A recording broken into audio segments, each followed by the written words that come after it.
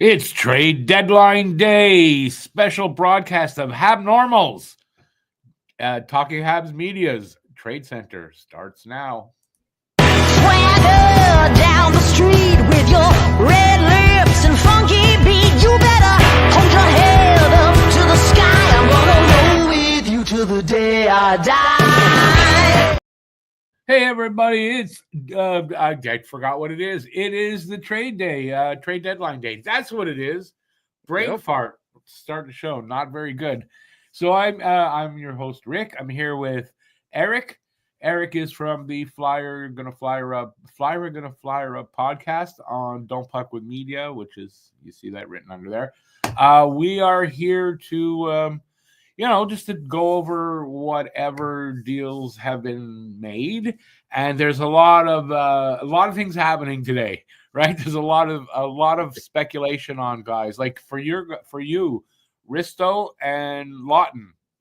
Yeah, they're asking a lot. He's asking a lot for them, but their names are all over the place. So it's going to be a very interesting day for Montreal Canadiens, which I assume a lot of you that are going to be here are Habs fans. There's no real rumors yet, and personally, I don't think they're going to move Armia or Savard.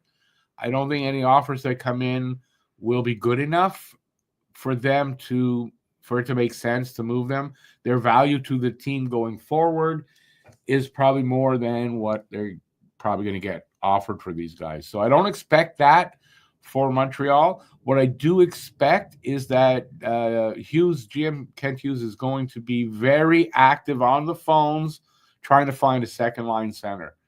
I really think the Habs can make the playoffs, but not without a second line center of some kind of quality. It's not a knock on Owen Beck. He's a rookie. He's young. I don't think he's a second line guy anyway. But if they want to go forward and make the playoffs and have any chance, they need a second line center. I don't think it's Trevor Zegras, so you can start right away. I don't think Zegras is a guy that's coming here. So we're going to watch out for that. You're a Flyers fan. Eric, what do you think is going to happen with your team? Update us on what you know. Well, so far, you have Lawton and you have Ristolainen in the rumor mill. They've been there for a while now. But look, Danny Briere put a high price on both these guys. And personally, I think as he should, because look, they're guys with term. They're guys that can really help a contender. And yeah, like they have more years on their contract, so they're not gonna be rentals. These are gonna be like guys that you can have 2 to 3 runs with. So yeah, now you look at some of the prices that are going recently right now, like the past couple of days, and I would expect at the very minimum a first for either one of them. But this morning, just reading scrolling a bit on Twitter, apparently now there's some traction around Ryan Poehling. I heard that. Yeah. Alex was talking about that. Personally, I'd be if they trade Lawton, I'd be shocked if they also traded Poehling. You're short on centers as it is. To get rid of 2 of them, it's going to be tough. Exactly. Exactly. Right on the nose there, Rick. Because also we traded Morgan Frost earlier like about a month ago, right? Yeah. So now what? You're gonna strip your team of 3 centers before the end of the season? I strongly doubt that Beer does that. Yeah. I can see him maybe if he doesn't get the price he wants for Lawton. I could see maybe them keeping Lawton and then maybe trading Poehling if they get a decent return for him. Because Poehling too, if I'm not mistaken, has another year on his contract, maybe 2. I have to look that up just to be sure.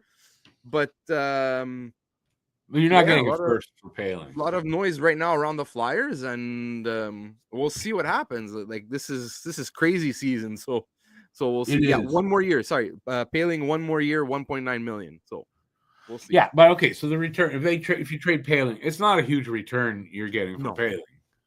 No, so, if anything, I'd expect a second maybe, or maybe some kind of B prospect. Yeah, maybe depending. Poehling he is what he is. Look, he's a 4th line center, Ryan Poehling, and he could bring you some offense. He could probably play 3rd line in a pinch. But yeah, no, but he's also a very good, very good 4th line center. He could play some PK. And Yeah, no, we'll we see. know Ryan Paling here in Montreal. That's for sure. We know the guy. Yeah, then he start his career with a hat trick, or if I'm not mistaken. 4 goals. He started his career with a hat trick and then the winner in the shootout or Yeah, overtime. I'm not sure which. I think the shootout. But honestly, we had such high hopes, especially after that, right? yeah. And then he is who he is, as you say, and he wasn't that guy. And yeah, so a return for Paling isn't going to be huge, but No. surprised that he was that popped up to be somebody Mm. that's on the block. I didn't think that would happen for. Yeah, on this morning when I read his name, and again, it's Twitter, so you got to take everything with a bit of a grain of salt. Yeah, it's But just rumors. They're yeah, rumors until they happen. exactly. Yeah. So I don't know. Like I said, I'd be shocked if both Lawton and Paling went, but I could see them maybe if they're really like if the Flyer like because look, the Flyers love Lawton. Yeah. I know his name is out there and everything, but like they love Lawton. So I could see maybe where they would trade a Paling and then Lawton would be your like then they extend Lawton, let's say in the summer, and make him like your 4C like for the rest of time, pretty much, Yeah. basically. No, I can see that too. And he's gonna refresh the board. Got to keep doing that. So far, nothing really for today. A lot of talk today, nothing really. Let's take a look at the people that are here and see what is being said in the chat. If I can find my cursor, there we go. Let's see. Hey, Guru, how's it going? It's really early for Guru. Guru's out in BC, so Oh wow. it's a bit early there. Hey, Phil, how's it going, man? Happy, probably disappointing trade deadline day. I don't know that. Well, I mean, listen, if they end up doing basically not much, I will be disappointed, but not overly so. What I think their goal for today is to find that second line center. I mean, they might not, right? They might not. And I don't see them moving Armia and Savard because the offers I don't think will be enough that it offsets the value that they have to Montreal right now. Just take last night's game. They probably don't get that point without Armia and Savard, right? Armia gets the tying goal, and Savard blocked 7 shots. He got a lot of people saying, "Oh, he was garbage." He wasn't garbage last night. So, they basically shut down McDavid till the overtime assist that he got. So I don't think they're moving them. So I think he's gonna try to find that second line center and a right shot defenseman. I think that is something that might surprise people that we find out, oh, look, we got that guy on the right side on D, because that is something we need. We're short on right shot guys. And if they move Savard and then don't get a right shot D, we're down to 1 right shot defenseman. I'm sorry, but Mayu is not ready. Reinbacher not ready, so they don't have any other options there. So I think this is what the goal for Montreal probably really is today. Yeah. Because if you let Savard and Armia walk, it's not. So what? Again, it's not. The return you're going to get for those guys. We got plenty of picks for the next 2 years. It's not. Exactly. We're not going to miss it if we don't get that. So I really think that's what it is. Days like this were more entertaining with Mark Barrett. Sorry, Eric. No, I just want to say I agree 100% with you. I think they're the best thing Montreal could do is actually just keep them and like hopefully like keep yourself in the running for a playoff spot. Right. Like you said, like what's like even if they get like a third or a fourth, like what's that gonna do? Like at the end of the day, I think they're more valuable to your team right now for the next like 20 to whatever remaining 20 games than a third or a fourth. Like because we got plenty. If we were a team still rebuilding and we were really low on draft picks, different story, right? Yes. But that's not the case here. So why move guys that have helped you get to where you are to be almost in the playoff spot without turn? Yeah. Exactly. Like Montreal right now is in like that turnaround. They're like in that turnaround phase where they're gonna turn around to start being more competitive. So exactly, like those picks aren't helping you right now. And like you said, you know what? If they could find like Like I know he might have made some sense, but now like he's traded. But like a Dumoulin would have made like some sense for Montreal. Just like a little bit of depth on the defense. But yeah, like you said, maybe there is that defenseman out there somewhere. Like I heard the right side market on defense is kind of thin this year. Yeah, it's always thin because right shot guys are kind of in. Yeah, Yeah, but I because mean, like look, I don't know that they're going to find that defenseman, but I think that's what they're looking for. yeah, even You just know, somebody just to add some depth to your team, in case of an injury or something. So oh, to sort of solidify that yeah, defense, which isn't bad most of the time, but they still have times where they have problems. I think you get bring in another guy like Carrier. Look what Carrier did for us. mm-hmm. Right shot guy that we needed, and he solidified. He stabilized that defense. And I think right now, you want to make the playoffs and do anything, you've got to get another guy like that in there.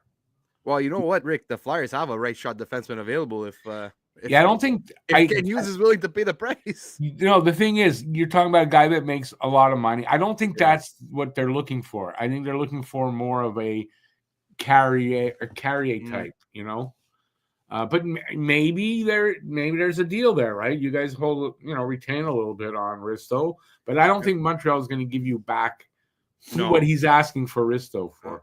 Because I had read at one point that the Flyers are willing to eat 50% of Risto's contract, but if that's the case, they want a real overpay. Yeah, that's it. You gotta, yeah. No.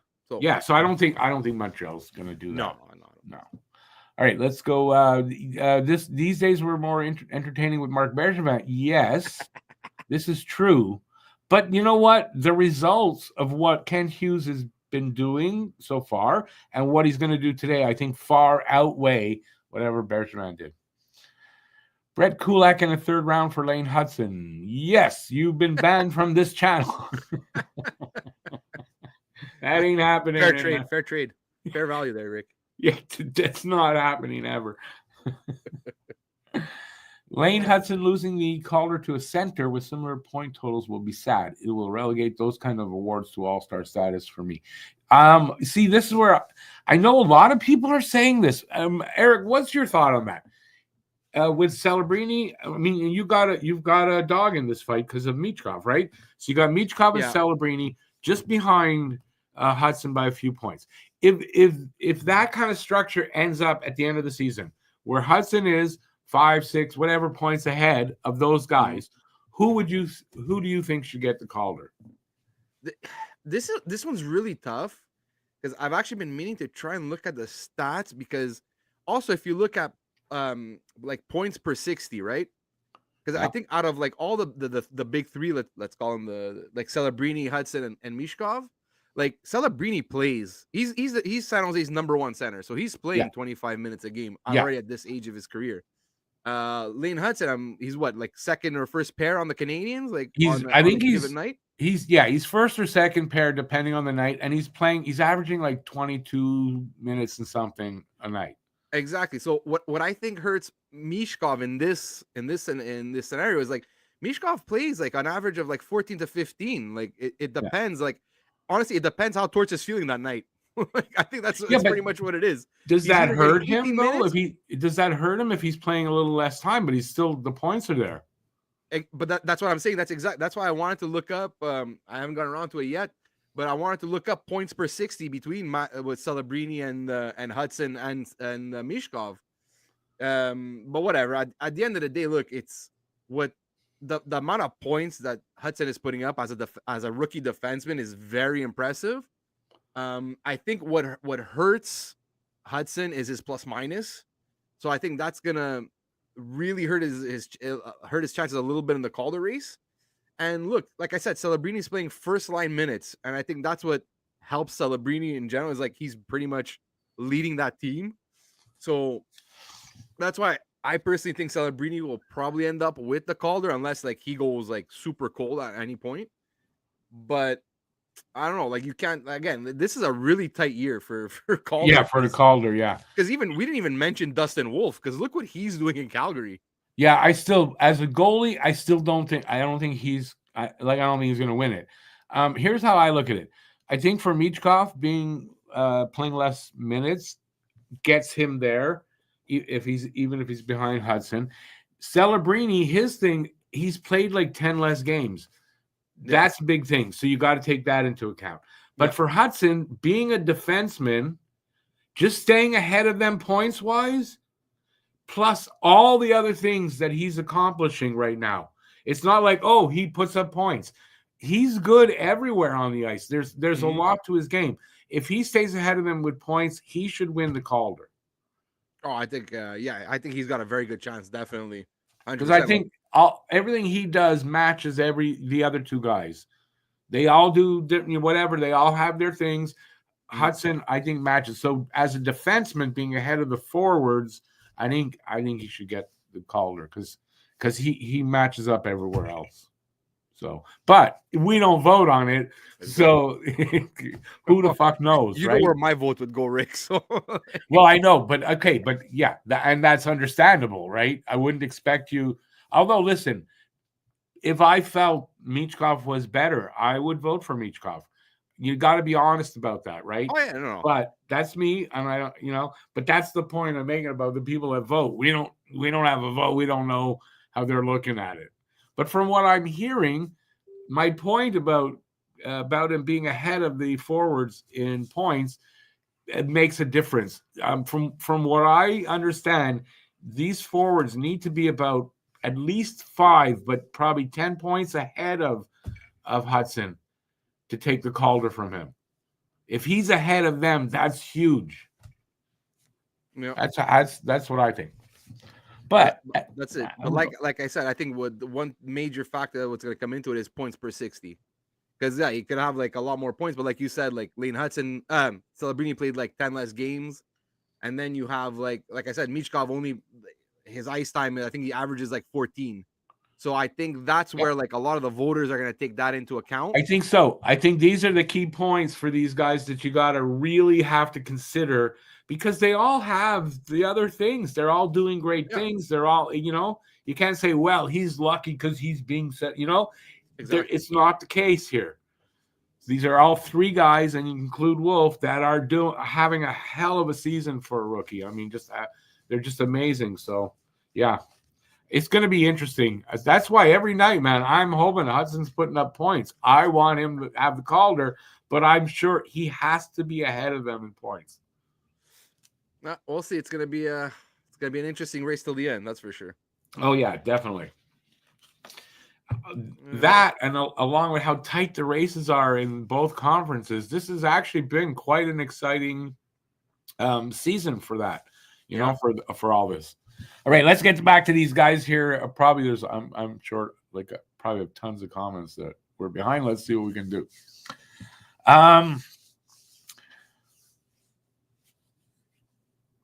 What nickname did I steal from Filibuster? He says, wait a minute, old man. Did you steal that nickname from poor Flyers fan, Filibuster over there? What nickname are you talking about? My name is Rick. It's not a nickname. That's Eric. Yeah, I'm Rick. Just a coincidence. Mm-hmm. Right? How did Alex find you? Were you following each other like on Twitter, and then, or he did a search? Did you just answer that? Well, is that what happened was, I'd already been following Alex on Twitter, and when oh, sorry, I'm blanking on his name right now. Yeah, when because they had a third guy, Dylan, on the pod.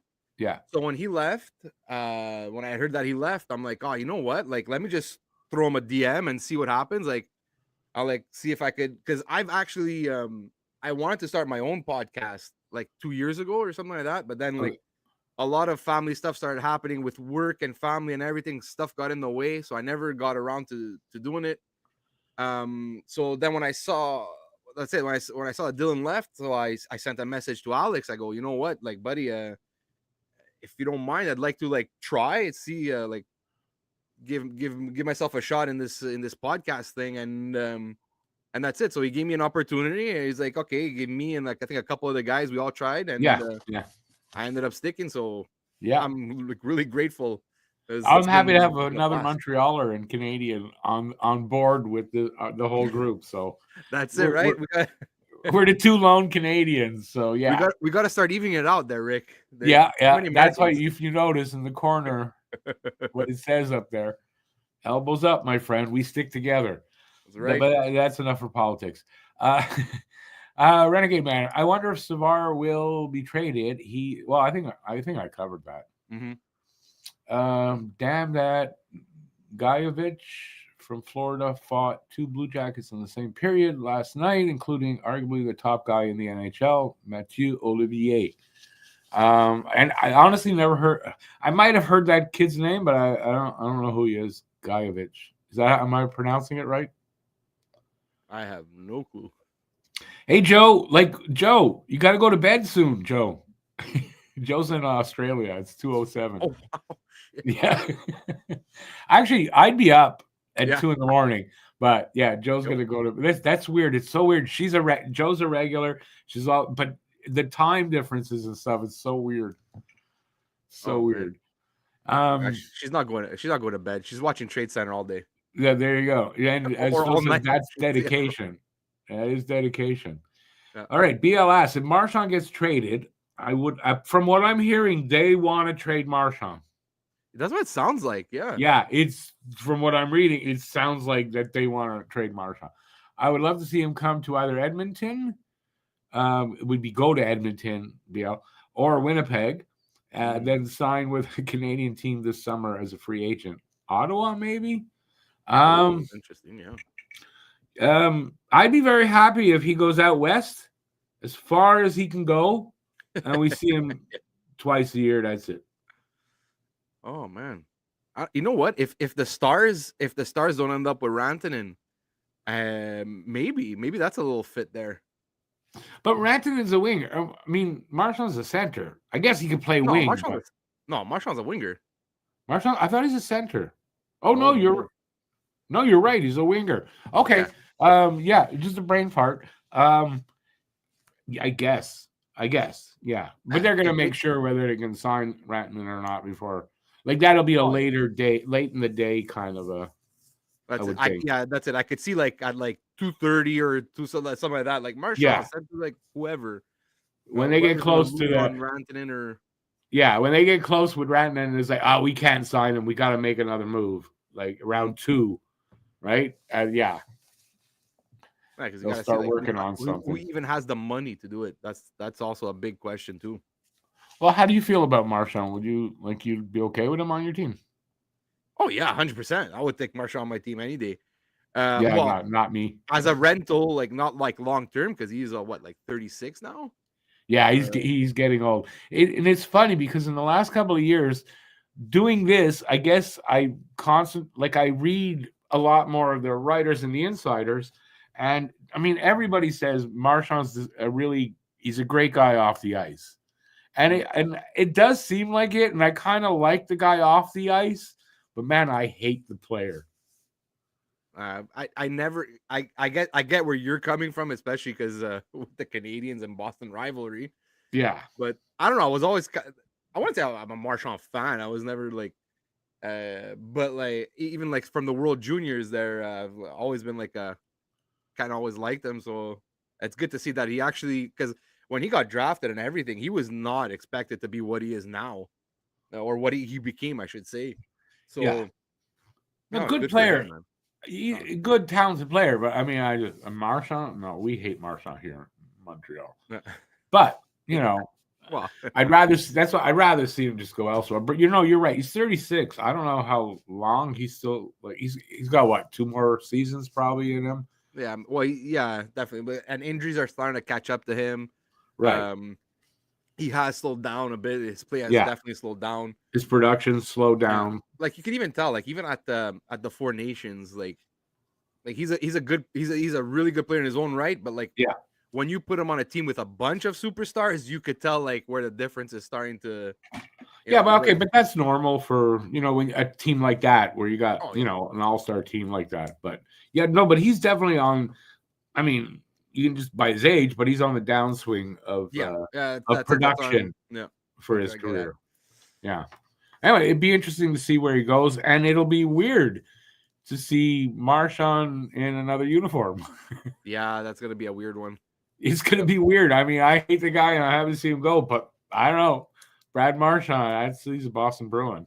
So, anyways, interesting. I mean, that's, trade deadline time. That happens a lot. Look at his his Twitter handle is filibuster. That's how Eric is known online. Yep. No need to even talk about it. Okay, let me. Oh, I was at the bottom. Oh, I thought I had more than that. Okay, let's see what I got here. I must have scrolled by accident. Okay. Well, we'll keep you entertained a bit there, Joe. No worries. You miss every pick you don't make. I don't like Gretzky quotes anymore. I don't listen to people that stab me in the back. Reinbacher is not ready. Michkov was, though. Yeah, I know. You were a Michkov guy. But it's not, listen, for draft picks, sure, Michkov is doing great things right now, no doubt. But that's not to say Reinbacher isn't going to do that.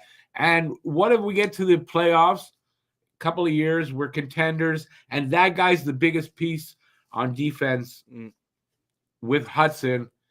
For us winning a cup, are you going to say, well, we should add Michkov? So sometimes those kind of things can't be judged that quickly. And this is the case here. And and listen, Michkov is better than I thought he would be. I got to admit, didn't think he'd be this good. But, it is what it is. But BL always does this with me.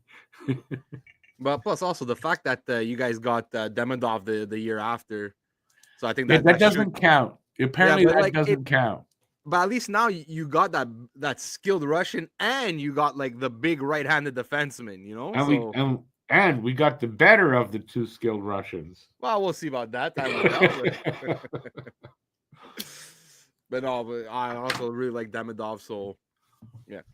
Now listen, look, we both got. We'll see what Reinbacher becomes. Like, I think Reinbacher is going to be a really good defenseman. He's not flashy. He's not going to put up a ton of points, but he's going to be one of those kind of defensemen. You don't win that cup without that guy.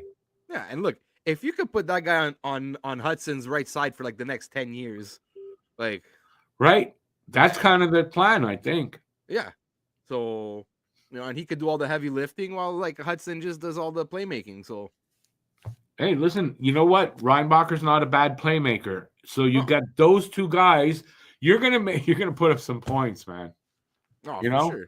Gonna be so like, yeah. I'm still happy to have Reinbacher. It's not his fault he got hurt. It's not. Exactly. And he's playing for Laval right now, and he's doing well. So good. I think we got a good one in Reinbacher. Did we miss the boat on Michkov? Sure, you could argue that, but I think you can argue it both ways. Exactly. And it is what it is. I don't know how else to put it. Well, it's a chance. Look, it's a chance that they took, and hopefully it pays out. Again, we won't know until like maybe 5-6 years from now. So, at least you got to wait 5 years after the draft. 5 years after they're drafted. Then, if you want to call a guy a bust or whatever, you can then. So, in this case, where you're comparing guys, it's same thing. You got to wait till these guys had a few years in the league before you're fully saying that was a win for one or the other.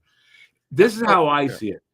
In the end, it's going to be in the end, it's going to be a slight win, probably for Philadelphia, but slight.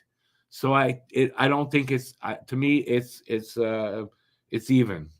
I think that's how it's going to work out in the end. Yeah. Plus, defensemen also take a little longer to develop, right? So right. You can't judge a defenseman at 18, 19, 20 years old. Usually, like it's always around that 23, 24 age range where they really 25 start. even. So yeah.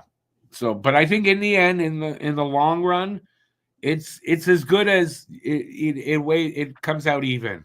You guys are going to have this great offensive player. We're going to have this great defensive player. And the fact that we got Demidov the year after, it offsets the fact that we didn't get Michkov. Exactly. That's how I see it. So I'm not upset. And I wasn't really a Michkov guy anyway. To be very honest, I wasn't. I'll admit I was probably somewhat wrong on that. I can admit that when I'm wrong. But I wasn't a Michkov guy. Well, It is what it is. Let me update exactly. the board.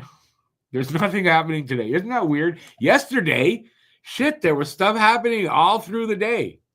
Mm-hmm. And then today, when it's on, it's early, but still, I was expecting. I mean, there's a lot of things happening. I guess the stuff that we're hearing going to take a little longer for them to work those kind of things out. Just reading. Okay. Darren Dreger's last tweet, just talking about like Dallas and Rantanen. So, from what I can understand, like they're offering Rantanen like close to $12 million. He wants 13. Yeah, so I think he wants more. So, Yep. I read he wants 13. This would really kind of screw up Dallas's cap a little bit if they gave him like 12, 13, 14 million dollars. Yeah, but the cap with the cap going up pretty big in the next 3 years. It's probably a minor thing. You got to shake things up a little bit. But I mean, the cap is going up pretty good over the next 3 years. Like that's a lot of money. For sure, but it's because Dallas also has like a lot of young players to resign. Well, not a lot, but like a few young players to resign. Like, still got to give Wyatt Johnson his contract. And listen, that's on them. Anybody that's going to go after Rantanen, you're going to have, unless you're like Chicago where you got tons of money, you're going to have these issues. Yeah. Plus, I'm sure one of these young players is going to go the other way, so that's one less contract to take care of, I guess. Anyway, for me, I think 13 million, unless you're freaking Connor McDavid, Leon Draisaitl, it's too much money. I know Rantanen put up points, but I think a lot of his points were where he was and who he was playing with. Mm-hmm. And it's evidence because he's done nothing in Colorado. Yeah, in Carolina. Yeah. He's done not much in Carolina. Yeah, he struggled. I don't know if it's style of play or just getting accustomed to the team. Like, I know he's been playing a little better. Apparently, his underlying numbers are really good. It's just that it seems like he's very snake bitten. But it could be teammates. I mean, look who he was playing with over there. But then again, like you look at Marty Necas. Like Marty Necas this year was killing it in Carolina. Like really killing it in Carolina. Like he did slow down a little bit by the time he got traded, but he was still over a point per game. And now he goes to Colorado, and he's still killing it in Colorado. And he's still killing it. So this is my point. Colorado, you can put up numbers. Rantanen coming over. So Rantanen is he's kind of coming back down to earth being in Carolina. I'm not paying that guy $13 million for 7 or 8 years with this now a bit of uncertainty there. Yeah, right. If I was a GM, this is a little concerning to me. For $13 million, like, am I going to give this guy $13 million? But like on Colorado, he was a 100-point player, but now on my team, he's only an 80-point player or 85. You know, like not even. I think the numbers. If you prorate what he was doing in Carolina so far, he's not 80 points. Oh, well, I'm sure, like I said, like he's probably a little bit snake bitten in Carolina too. So that's what I'm saying. I'm sure he's still going to be a really good player. My question is, like, on my team, is he going to be a superstar or just a star? You know what I mean? Like, and that's where I'd have a little bit of concern giving him $13 million, seeing what exactly is happening in Carolina.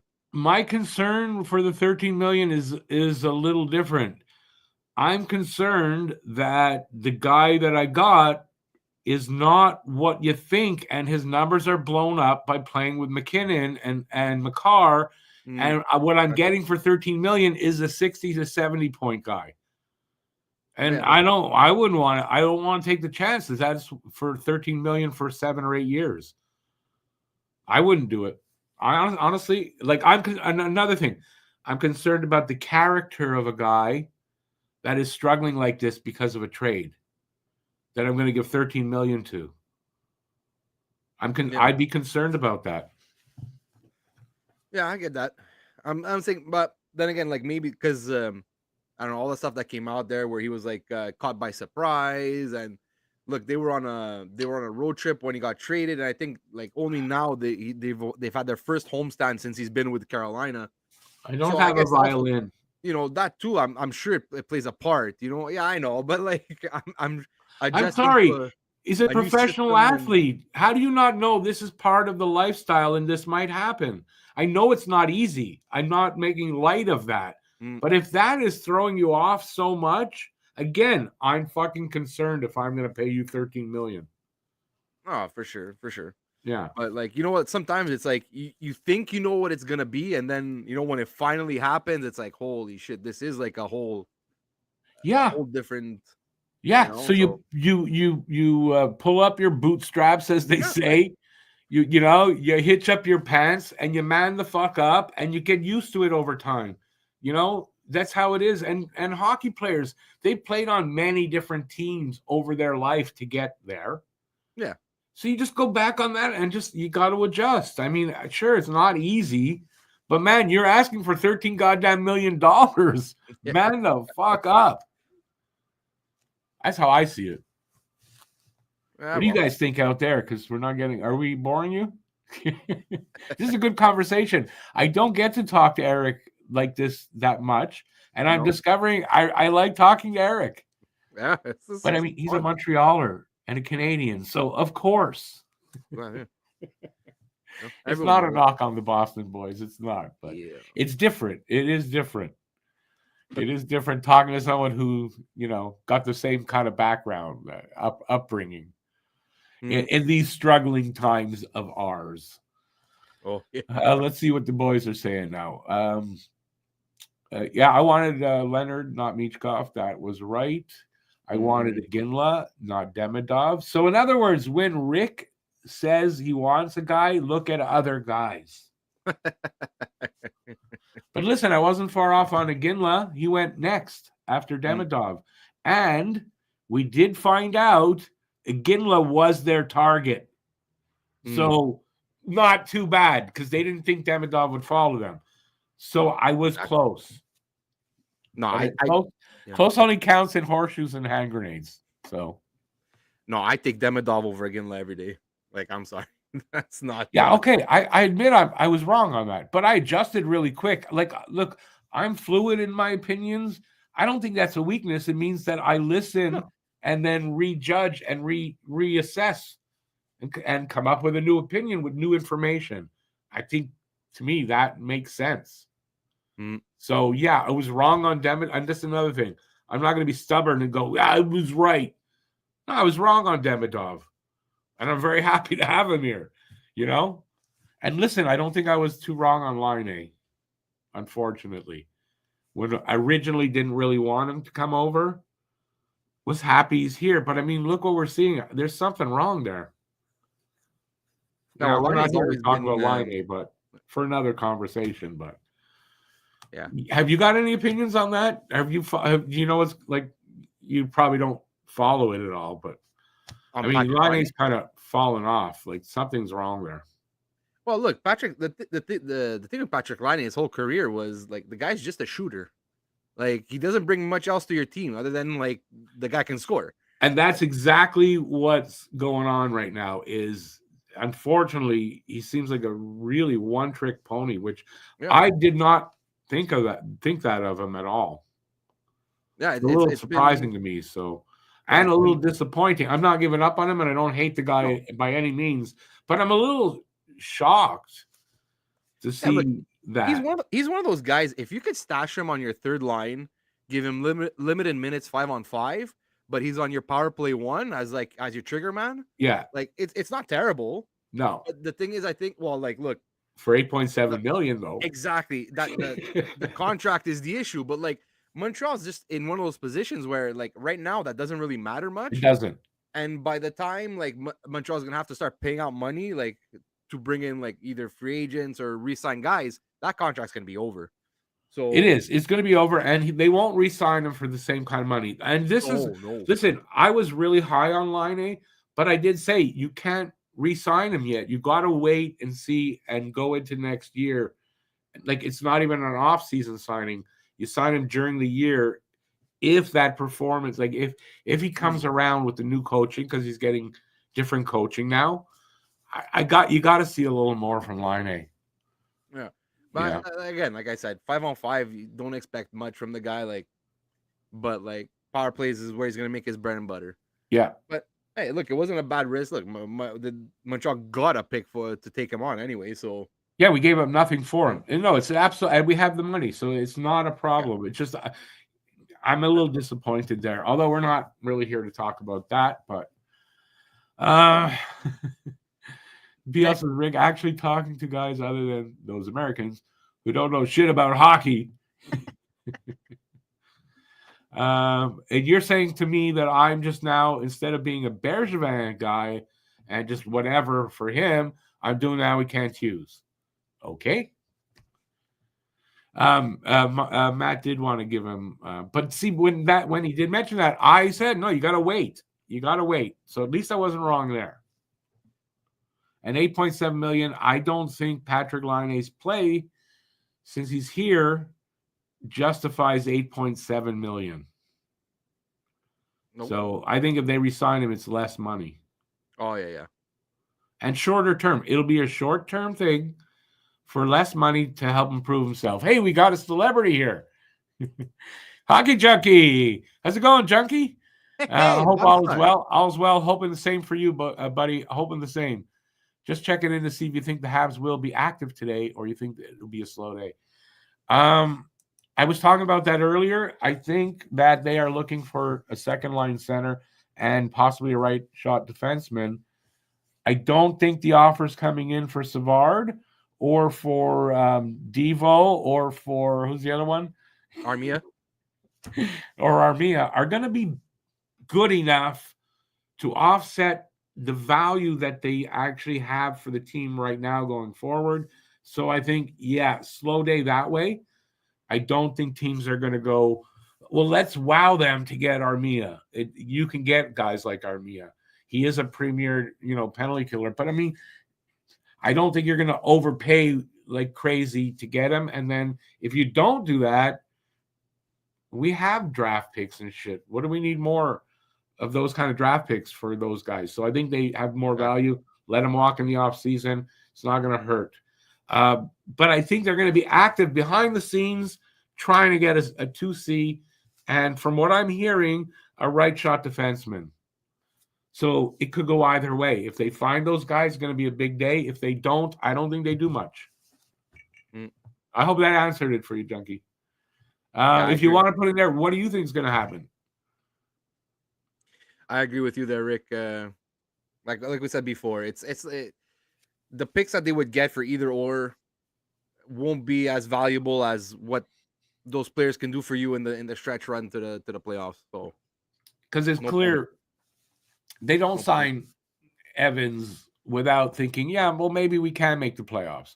So I think they're not going into this deadline thinking, well, let's shed the guys that got us here, that we're good in getting us here. And then, well, whatever. And then, I don't think that's the mindset. I really don't. Because what would be the value there? The draft pick that they're going to end up with for the first, it's not going to be great no matter what. Now, they're not going into the bottom 10, right? They're not going into the bottom 10. So it makes sense for them. Well, let's make the push and not care about where we sit in the draft and get these guys some experience with a good playoff run, a good push. We don't make it, it's still great experience for these kids. Right. So I think that's the mindset for the Habs. So, it's going to be – it could be a big day. It might not be. Exactly. We'll see. If they can find that center, that'll be really great for their playoff push, but it depends who's available, right? And they might not do anything. Doesn't mean he did nothing to try to do something. That's the thing I think a lot of people don't understand. What goes on behind the scenes. Yeah, 100%. If there's a price that doesn't make sense, you're not gonna trade for overpay for a 2C or whatever just for the hell of it. No, then you just look in the off season when more players are gonna be available. The only time you really overpay like that is if you're a contender and you think that piece is going to get you over the top. Contenders overpay because they're close. Montreal's not going to overpay like that. No, absolutely not. No, it would have to be like some kind of hockey trade where like it works out for both teams. But Yeah, like I yeah. said, most of the time those are done in the off season. But we'll see if there's something that makes sense for Ken Hughes. I'm sure you'll pull the trigger. Yeah, well, for sure, for sure. So Junkie says that makes a lot of sense. I agree with you. I'd love to see them get a second line center as well.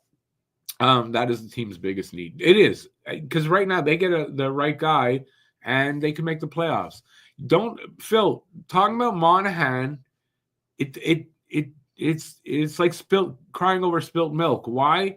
They traded Monahan last year. The situation at the time required that. They had a guy going forward that didn't work out in Doc. You can't always, they don't have a crystal ball. So yeah, they've got to find another 2C. Sure, Monahan would have been great, but right now we got to find a younger guy than Monahan at the right age level. Yeah. I think you don't bring in like an old veteran. You bring in a younger veteran if you can. So a guy that does have some experience. He's not a rookie. He's not that young, but he's not also that old. And I think that's where they're looking for. Will they find that guy? I don't know. It's not Trevor Zegras. No. You need a 200-foot player. Yeah. I think somebody you need a guy that's a little bigger than Suzuki physically. Yeah. That's exactly. So, yeah, that's what I'm thinking. So. Yeah, because you don't want to be too small down the middle either, right? So. Right, you got Suzuki. He's 5'11". He's a big body, like but he's still 5'11". You don't want to bring a guy like Zegras who is the same size or a little smaller and doesn't have that big body that Suzuki has. Exactly. So I don't think that makes sense. So I don't think Hughes is going to go that way. Junkie says I think it's going to be a quiet deadline, but I hope they do get that 2C. He'd be hyped for that. Yeah, that would be great. But I do think Montreal might have a quiet deadline. I hope not. I hope they find that 2C because I'd like to see a playoff push, like a serious one. But with the results from the second line center position, and it's not a knock on Beck, and it's not a knock on Doc, but he wasn't doing the job. And Beck is too young, and I don't think he's a second line C anyway. So, anyways, so I think that, and I think there's a good chance that we have a good day. It's Kent Hughes we're talking about. Yeah. This guy is brilliant. You never know. He's brilliant. Like he does stuff like it amazes me sometimes. So I've got a lot of confidence that if anybody can find that 2C in Montreal's position to do that, it's Kent Hughes. Yep. Well, we'll see. Like I said, I don't know. I don't know if that guy's out there right now. Like maybe like a Dylan Cousins would kind of make sense for Montreal. I don't know because he's got that size and everything. He's under contract, cost controlled. Yeah, but he's been struggling the past couple of years. But maybe a change of scenery would help him out. So I don't know, but but that's not going to be a cheap deal though. That's the thing. No, and I'd prefer to find a guy with less term and less money on the deal. Because Dylan Cousins making almost $8 million. Like he's making a lot of money. He's got like 6 years left. So there's a risk there that I don't know that they want to take because you got Hage possibly coming up in 2-3 years.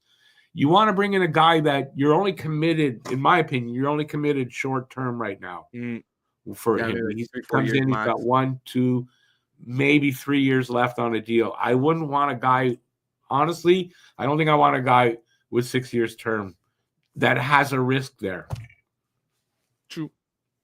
Unless he's a really established guy that, the 6 years. Yeah, I'm glad we get him for 6 years. I don't really want to get a guy that, because we've done that before. It's not time for either a reclamation or a risky move like that. We need to get something that's more solid than that. So I don't think you're going to see him reach out for a reclamation type of guy. Yeah. Just trying to think like who would even be available.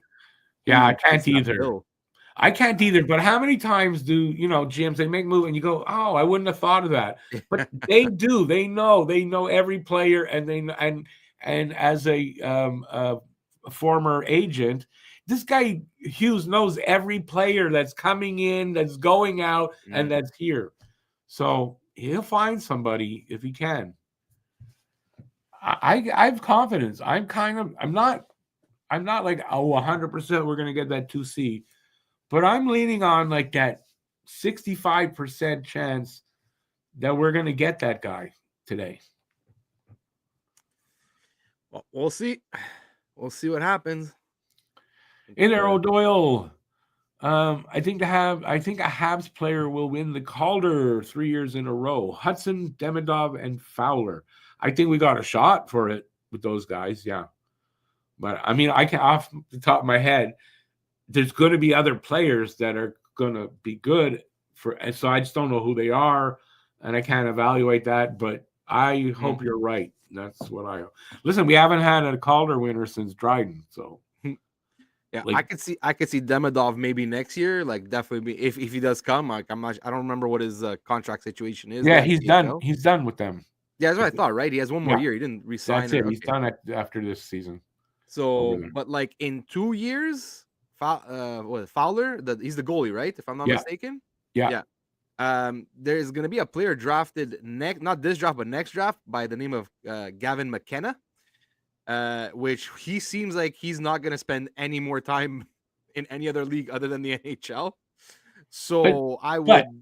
2 years down the road, a lot of things can happen. Yeah, true. And even with Fowler, it's hard. When he gets here, we'll see. And as a goalie, that's a big ask to say, oh, he's coming in, he's going to win the Calder. Yeah. So I would say Demidov definitely is going to have a shot at that. Oh, yeah. I think he definitely has a shot next year. Well, depending like who else comes into the league, but no, yeah. But he'll be up in that race. I can't see Demidov coming here. Like he seems NHL ready. Everybody that knows him over there, and they've interviewed coaches and whatever, they all say he's NHL ready. He's going to come here and do stuff.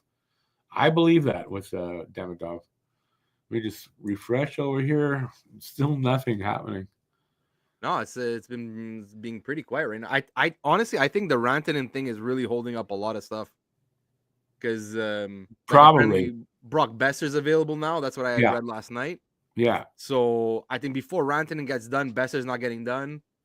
I'm surprised it's quiet on the center because Brock Nelson went yesterday. So yeah. True. No, that's true. That was the guy that you'd figure for centers. Everyone's waiting to see what's happening with him. Man, so, you know what though? I have to say the Islanders did well. The Islanders did really well in that trade.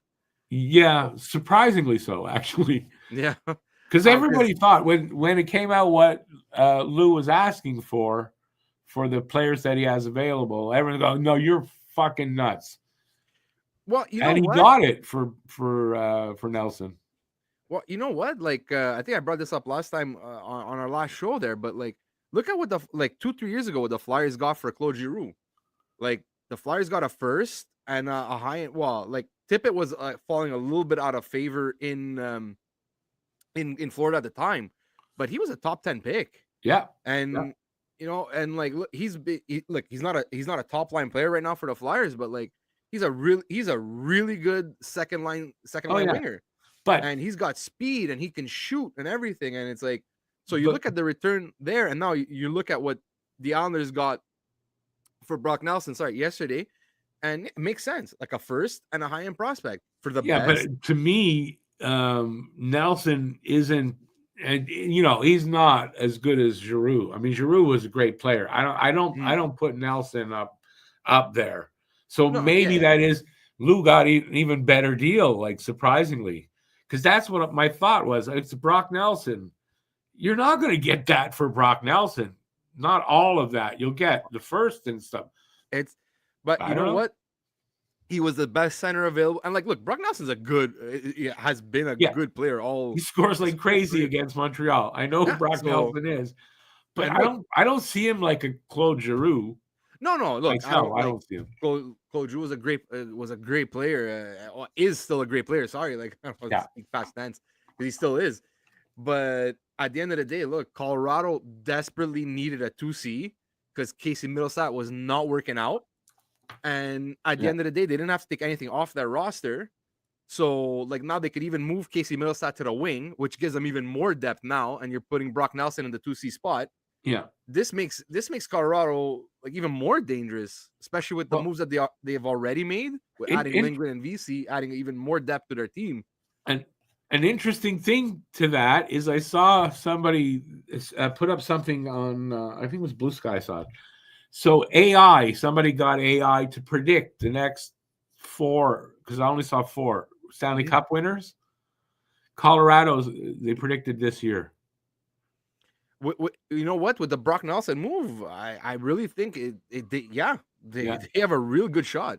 Now I think they predicted Carolina next year, but I mean that was before the thing. I'm sure before the news about Rantanen being moved, right? And then the year after that, so 3 years from now, AI has predicted Montreal. Oh yeah, yeah. Let's see if it happens. You know, that would be right in the ballpark or where I gave it. My second guess on it, because I don't think the first one's going to work. But yeah, it falls right in there. So interesting. Yeah, we'll see. Did I make it through the game last night? Lucas, I did. I didn't actually go to bed till 2 a.m. And then at 6 a.m, my dog woke me up. She needed to go out. So I got 4 hours sleep, but I'm good. I'm good. I don't get a lot of sleep. I don't need a lot of sleep to function well. So BL is the yes, BL, you are the Talking Habs. No, I don't know if it's unofficial. I think it's official. The Talking Habs official QMJHL scout. Is BL every time because he's got, I guess you got season tickets there to Cape Breton. So he goes all the time, and then he comes into the stream when there's games. He's late because he went to the game, but he'll update us on everything that's going on. So yeah, he's our Q scout. So there, it's official now, BL. It's official. You can get like a name plaque. You can get cards. You can hand them out. It's official. Just quick, couple notes here. I don't know if you saw, Rick, but Jason Zucker, the extension is done in Buffalo, so he re-signed for 2 years. Okay, let me see. And apparently Kevin Weeks is reporting that the Senators and Buffalo are working on a potential trade, which may include forwards Josh Norris and defenseman Bernard Docker. Josh Norris, they're sending. Yeah, I don't know if maybe that's gonna be like a Norris for Cousins. Who knows? Like maybe like a swap. That would kind of make a little bit of sense. Norris isn't that that's an overpayment by like Buffalo, don't you think? Or you think Norris is an equivalent to Cousins? Well, I think Josh Norris is a very good 2C. The issue with Josh Norris is health. Can he stay healthy? he's kind of injury prone a little. It seems like he might be. Now, like I said, like they didn't Kevin Weeks didn't say what would be going the other way. I'm assuming it's a Dylan Cousins trade. Because it would be like more like an underachieving 2C for like an often injured 2C, so like project for project. Yeah. But now this is my assumption completely. This is not what's being reported. So, but yeah, that could kind of be interesting, isn't it? So now, if you're the Buffalo Sabres players, and your owner a month or two ago assured them that they're all staying and then if you go and trade a guy like Cousins, what do you think it says to them? Well, they need to do something though. Like I guess like I don't know, like if the owner gave them assurances that they're all gonna stay, I doubt that. I think what I remember from what the owner said is I think he said the solution is in the room, and then they go get their asses beat by the Canadians. True, but like yeah, and look, so the answer is clearly not in that room. So no, and they like lost almost every game since then. Yeah, exactly. Like, so you're probably right. You know? Montreal went on some kind of crazy winning streak right after that game, and then Buffalo's just being Buffalo. Like Buffalo is the perfect example of like why you need like if you rebuild, you can't just rebuild with young players. You need to have veterans there. Yes. To bring these kids along. Yeah. Because they're just it's a team full of just young players. Now they're being not overpaid. It's not the word, but like because they're like the best players on the team, now the team has to pay them. and they're not living up to these contracts. And they're not Like, experienced enough yet. They got to exactly. be. That's why some rebuilds, I find the rebuilds that work the best are the ones where like you at least keep one or two veterans that are like at that age where like even though it's gonna be like 2-3 years of like struggle and whatever, but like that after once you start getting out of it, like these are veterans that could come up with your kids at the same time. So Yeah. like when you go full strip down of everybody, and then it's like that's where you guys No, start getting you in can't. trouble. And if you And don't listen, have the right players, That's why Montreal's rebuild's going well. They didn't strip down and no, not leave any exactly. veterans. You got to have some veteran leadership. If you don't, yeah, you got to wait then till the kids get old enough to be the veterans to lead the new core of young guys. That's the only, and that's Exactly. what Buffalo's kind of doing. And like, look, you look at like what Chicago's doing right now, like what Chicago did and what they're doing right now. Like, would they have just been better off like paying, like, let's say the Brinket and Kane and like just to stay? Because either way, you're still gonna be bad because the rest of your lineup is shit. But Like, sometimes those guys don't want to stay for that, though. and that's fine. If they didn't want, then fine. That's like that then like point is moot. But Yeah, what I'm trying to say is that basically like because me, I find that like even like let's say you have like 2-3 good players, like and they're all playing on your on your first line, but then like the rest, your second line, your third line, your fourth line is filled with like AHLers, third liners, fourth liners. You're still tanking technically, but like instead of being in last place by like 50 points, you're only being last place by like 20, like or yeah. something. But But if you're looking to get that first overall pick, you're better off being in last place by 50. yeah, but Than even so. at that, you still have the same. Like, if let's say you finished in like 31st by like 10 points over the 31st team, rather than let's say like 30, but at the end of the day, you still have the same odds. You know what I mean? Like, No, I get that. Yeah, I get so, that. so we'll see. And now like Bedard is fucking miserable. Yeah, he is. Jones like get me the fuck out of here. But no, they're starting to make moves though to try to satisfy that. But you're right. You're right. I really like the way Montreal did the thing. They didn't move everybody out. They didn't do that kind of tank. They let it happen organically, and that's what you got to do. With leadership there, so the young guys learn something and don't have to wait extra years to get that learning in. And this is the value of what I'm saying. Why don't trade Savard unless somebody overwhelms you with an offer? Because the value of what he's doing with Jack Eye, you just listen to Jack Eye talk about him, loves him, and he's invaluable.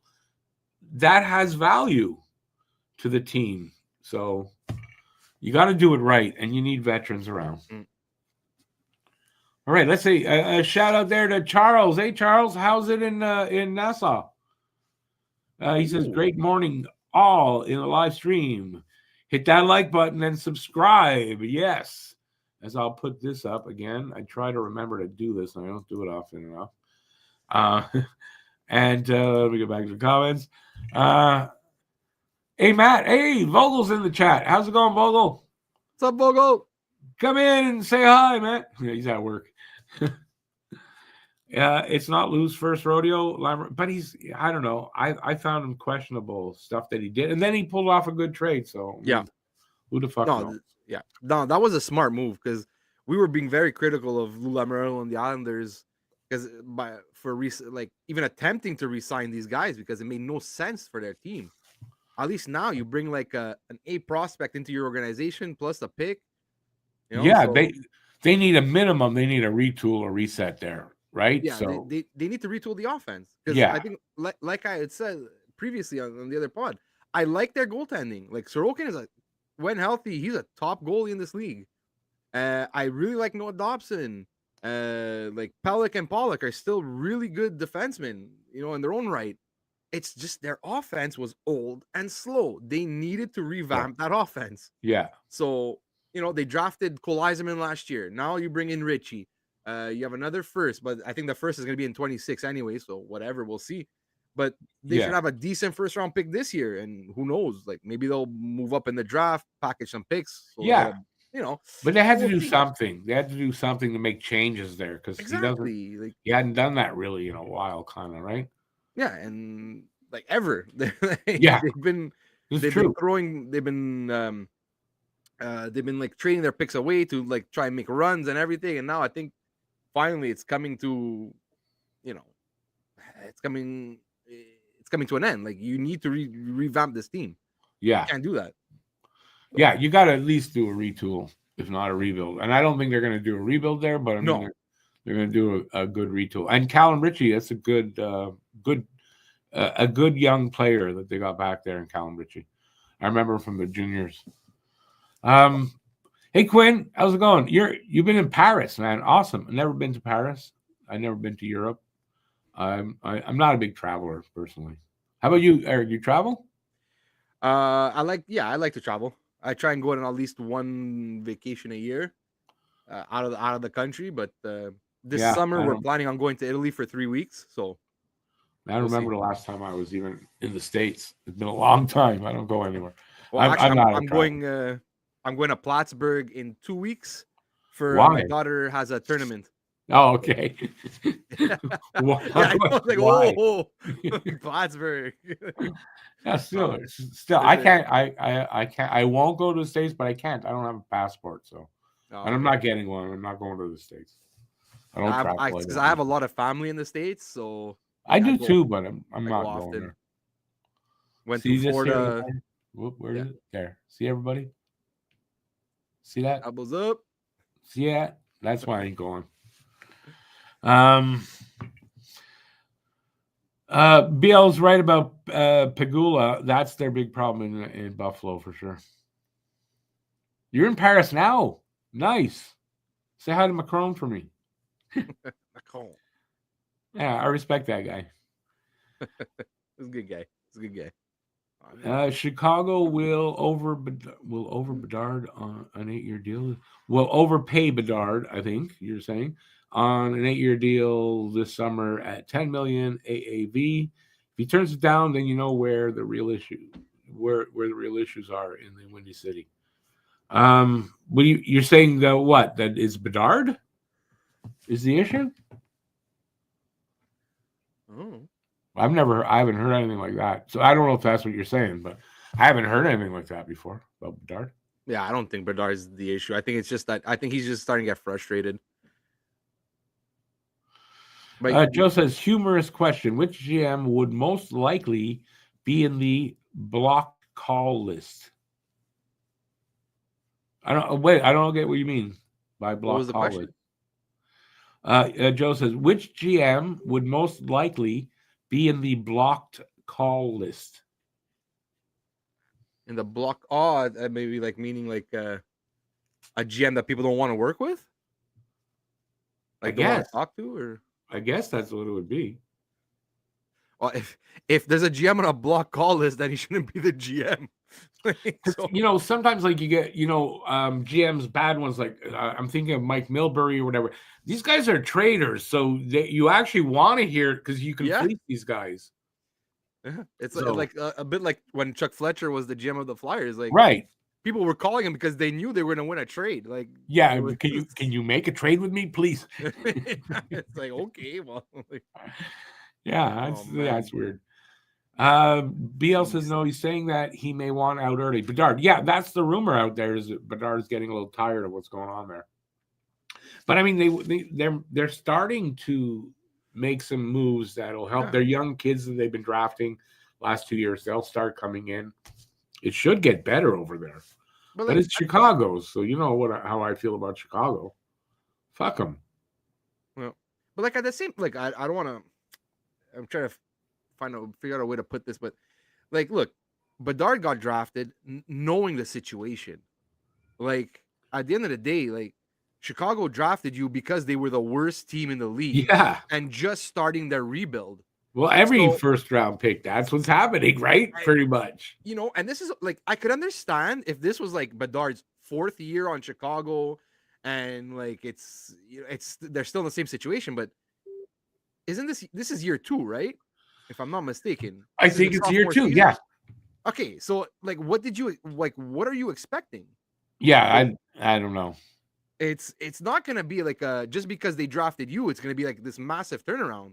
Like they drafted you early in their rebuild process, Yeah, so it's still at least 2-3 years away. yeah. They still need to accumulate more players and more draft picks, and then yeah, later on maybe like flip one or two of these prospects or whatever and turn them into like legit NHL talent. But it's still early in the process. From So what I've heard, I've read some stuff about this kind of situation. Bedard being that first big piece in the rebuild mm, means they're not really going to be good till he's like 26, 27, and he's going to be that experienced older guy that's yeah, going to lead all of these guys to where they're going to go, right? So like he's got a few years to go. Look at what right. McDavid went through. It's gonna be at least another 2-3 years of like being a bad team. Oh, Like at least. uh, Yeah. I would say minimum two. At the very least, minimum two. Yeah. And then they'll So start to get better. So it's going to yeah, be at least 3, 4, 5 years before they're where he wants them to be. And like you got to think, right? These kids that are coming in and they're drafted like that, that's got to be, it should be their mindset, right? They know they're not going to a contender. no, but like look, Chicago's gonna end up in the top three for sure. Like again this year. Yeah. Yeah. So if they can get that like one of the top centers in either Higgins or Misa, and you put like you'll have a 1-2 punch of these guys, like because Yeah. they drafted Oliver Moore also. Like I think the Bedard year also. I was never a big fan of Oliver Moore. I don't think he's gonna be a 2C in this league. But if you can get a Higgins to play behind Bedard, Yeah. but that's it. But like I said, it's gonna take some time. It's Yeah. gonna take a couple years. Like Yeah. they just started their rebuild. And Yep. it was the same thing that kind of bothered me about like Seth Jones and all the like the comments he was making before he got traded. He's like, well, it's 4 years that we're not good. Well, like, buddy, you signed there knowing that this team was like I Yeah. guess they sold him some kind of like because I think the year that he got traded there and he signed his contract, they were going all into like for one more run. Yeah. But like at the same time, like look at their team, look at their roster. Then you Yeah. had an 8 like Taze was breaking down. He was done. Yeah. What's his name? Kane was still good, but like he wasn't what he used to be. And a lot of their players were older, and like it wasn't a good roster. So, what did you expect? Like this is what like gets me like angry. It's like players that then they like they'll go to a situation and like as a fan, I can see that this is not a good situation. But then like they complain after that. Oh well, I didn't sign here to lose. Like fuck, like you didn't look at their roster before Yeah. you decided to go there. Come on, man. You had to sign there to lose for at least a little while, like you knowing that. signed an 8-year deal. Did you think Chicago was gonna be good for 8 years? Yeah. Like no. Oh, that's Still nothing. that's why things like that like sometimes they just rubs me the wrong way. Yeah. I know. All right. Let's clarify on Joe. In other words, which GM would have the phone slammed down on them due to making deals that could fleece? I mean, trying to fleece guys. Which GM? Probably Habs. Yeah, I don't know. that's a good one. I don't know. Like I don't even know all the GMs in the league, to be honest with you. So, but yeah, it's a good question, but I don't know that I can answer that. But I would think Kent Hughes. I mean, he's a shark, so Yeah. when he calls guys, I'm sure they're like they're wary about what he's trying to pull. Yeah. He seems to always get the best. He usually does. I mean, like he's had somewhere they were even, but I mean, usually it seems like he gets the best of the deal. Yeah, he always ends up getting the better end of the deal somehow. Yeah, which I'm fine with. I think Briere is trying to be that. I think he's trying to get he's trying to win the trades that he makes, and so far I can't complain. The ones he has made, I would say, are like pretty like we've come out pretty decent on. So we'll see. Yeah, I mean, as long as a GM is doing that, you should be. Well, you got to still have that plan, right? You got to have a plan. You got to stick to it Mm. and make smart moves and good drafts. I mean, What- that's what Montreal's doing. One GM that's really starting to concern me, and it's because he's never been a GM before, and is Barry Trotz. Like I know. I don't know what the hell is going on in Nashville, but like He was a that good coach. yeah, Might not be a good GM, and that happens. It happens. it's like just he goes out this offseason, just throws out a bunch of money, and it's not paying off. And there was the bunting deal, and you're like, what? Like, Well, deal with Montreal. yeah, like the carry for Barron, like And he said Barron's not the guy we thought we were getting. They thought they were getting somebody else. And how does that happen? How? I don't understand. I don't know. Like if I'm Nashville's, if I'm Nashville and I'm ownership or whatever, I'm a little concerned about Barry Trotz as the GM. Yeah. Oh yeah. Barry don't know. Trotz having a tough start as a GM, looking like maybe not a good one. So, we'll see. I don't know. There's a couple other moves they made, trades that they made that like what? But anyway, but yeah, he's concerning me a little bit. Would not be shocked if he's out of there in like a couple of years. Maybe just moves up to like president or something, and they hire somebody else. But I don't know. Darren Drager saying the Ottawa Buffalo deal is heating up. So that's Cousins? Well, and Norris. It was Josh Norris. I don't know if we don't know if it's Cousins. We don't know who. Further to right. Well, that's something to keep an eye on. Well, okay, hold on. Pierre LeBrun just wrote further to what Kevin Weeks reported here. Dylan Cousins, part of this trade, both teams are working on. So it probably is a Norris for Cousins trade. Yeah. No, it's the only thing that kind of makes sense. Yeah, that's it. Like I said, that's it. Project 2C for Project 2C, you know, like. Caps acquire Anthony Beauvillier from the Penguins. That's a good depth. Yeah, he's a depth player. What? Yeah, Phil says boring deadline so far. I said this, right? There were a lot of things, and it's probably going to be boring on Friday. But you know what? It's early, right? It's the morning. I think it's going to heat up. So in the afternoon, are you back in the afternoon with us, or? Yeah. Yeah, so we're back, and we should have Alex and Cam as well from 2 to 4, maybe a little longer, depending on how.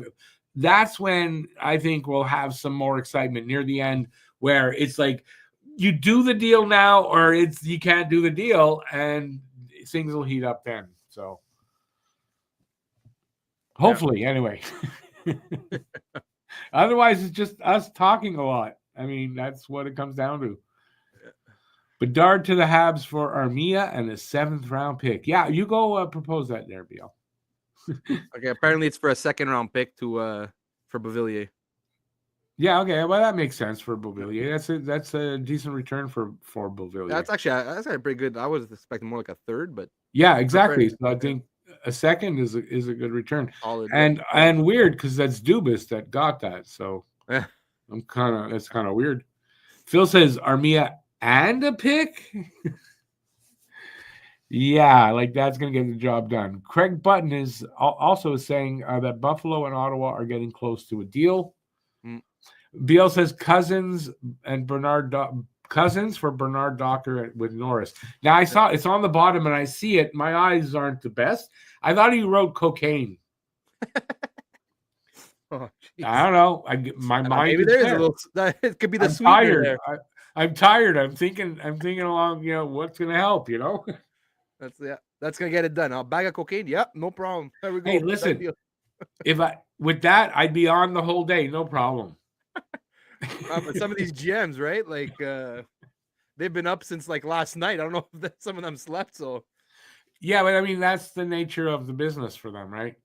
Yeah. Although, listen, nothing's really going to get announced at 2 a.m. No. So you can sleep, but they got to write stuff, and I don't know how they do that. They're still talking, and they're like figuring shit out. Yeah.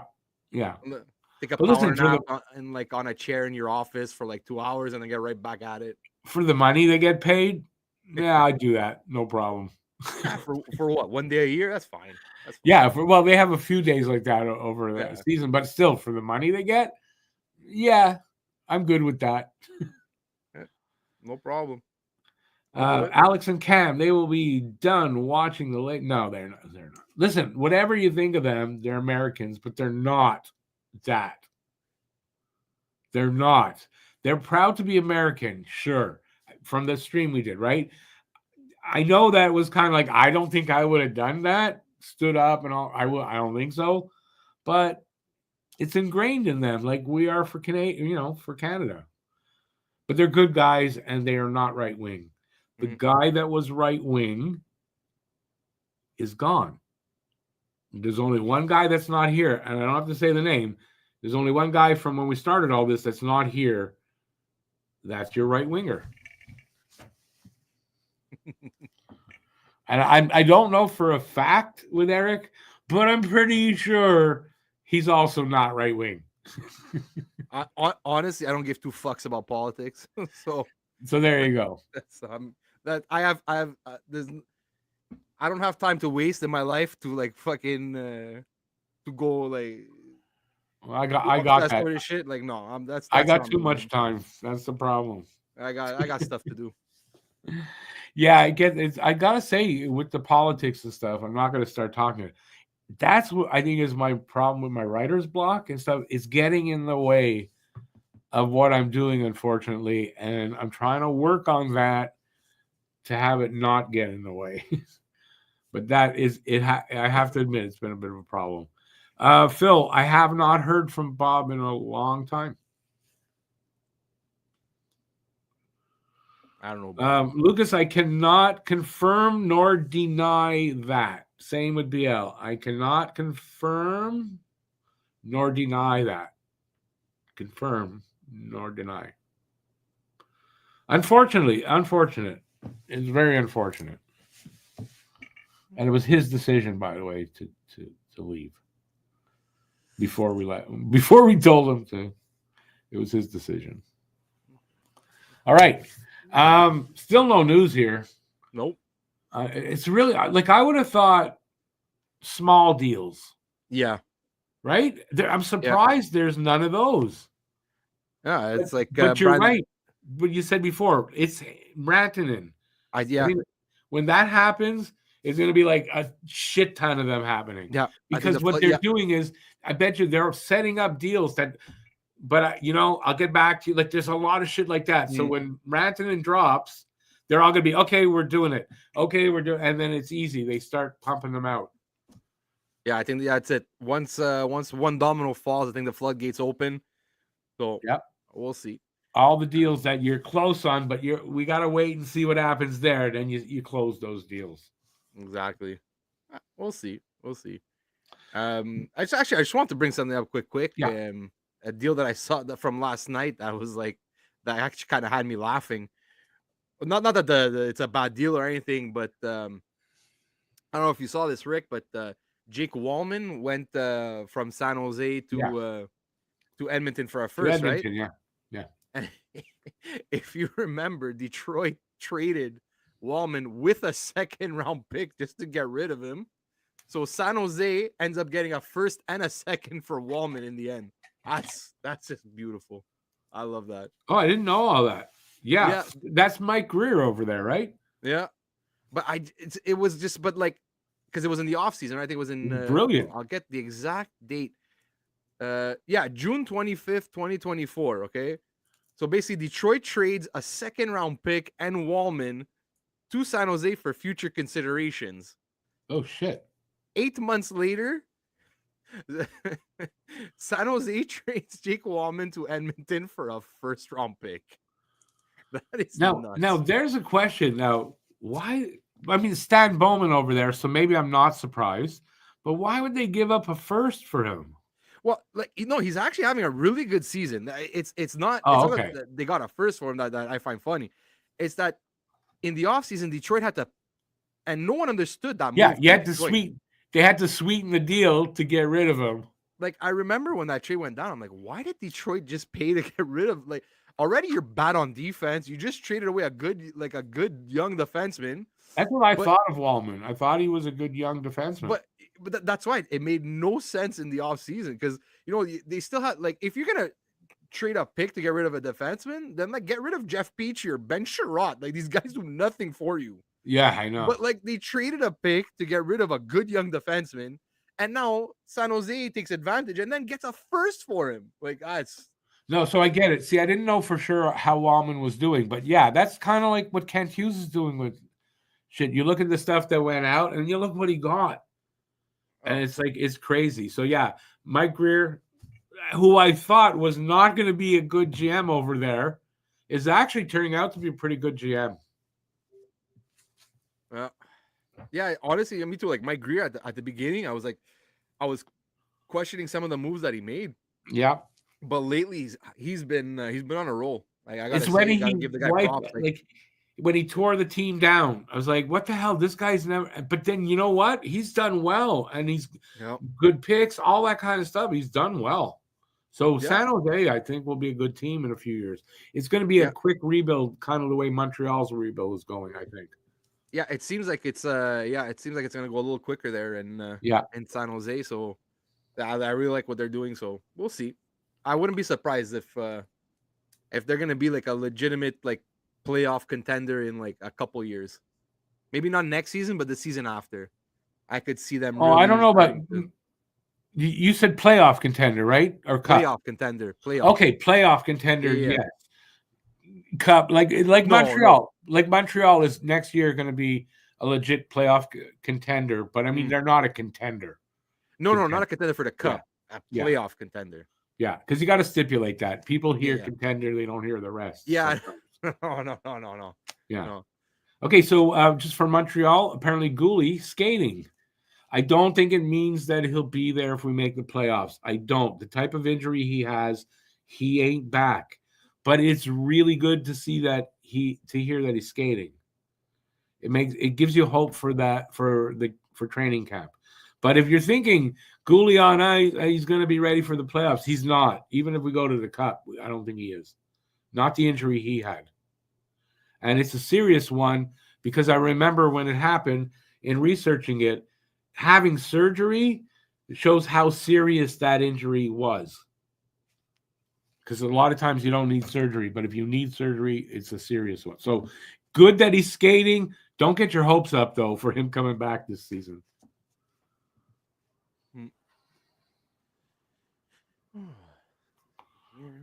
Mike Greer has been where basically his whole life? With San Jose? Wasn't he with Washington and like that? As a player? Yeah, as a player, he wasn't with San Jose. I think he was with San Jose at one point. At one point, but I'm not his whole career. I remember him. He moved around. He moved around a while. He moved to a few. But listen, it doesn't matter. A lot of times, these kind of like journeyman guys like that are really good coaches and GMs. Like they really are. So I underestimated this guy, but I got to say, I have respect for Mike Greer as a GM over the last couple of seasons. Plus, if I'm not mistaken, I think his dad is a GM, but in the NFL, or he's an executive in the NFL, something like that. Oh, really? Yeah, I think he has like management, like sports management in his family. Yeah, his dad. He probably learned watching his dad do stuff, so he probably learned. Because, really, I'm not making more of it than it is. Like, I really thought he was not going to be a good GM. Yeah, and you know what?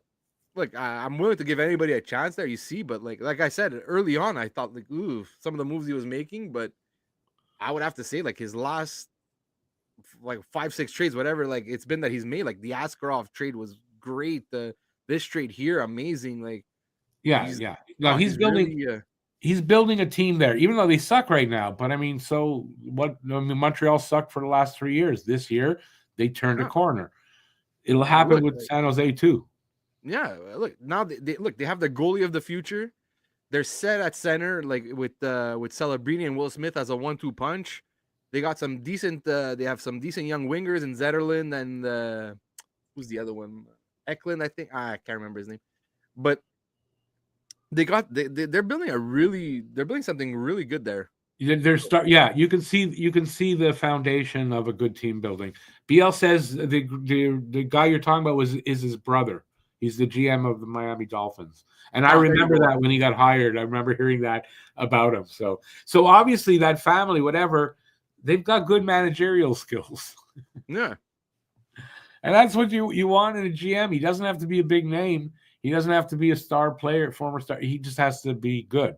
And yeah, for I want to say that I think a lot of people, because he's a black guy, Greer, isn't he?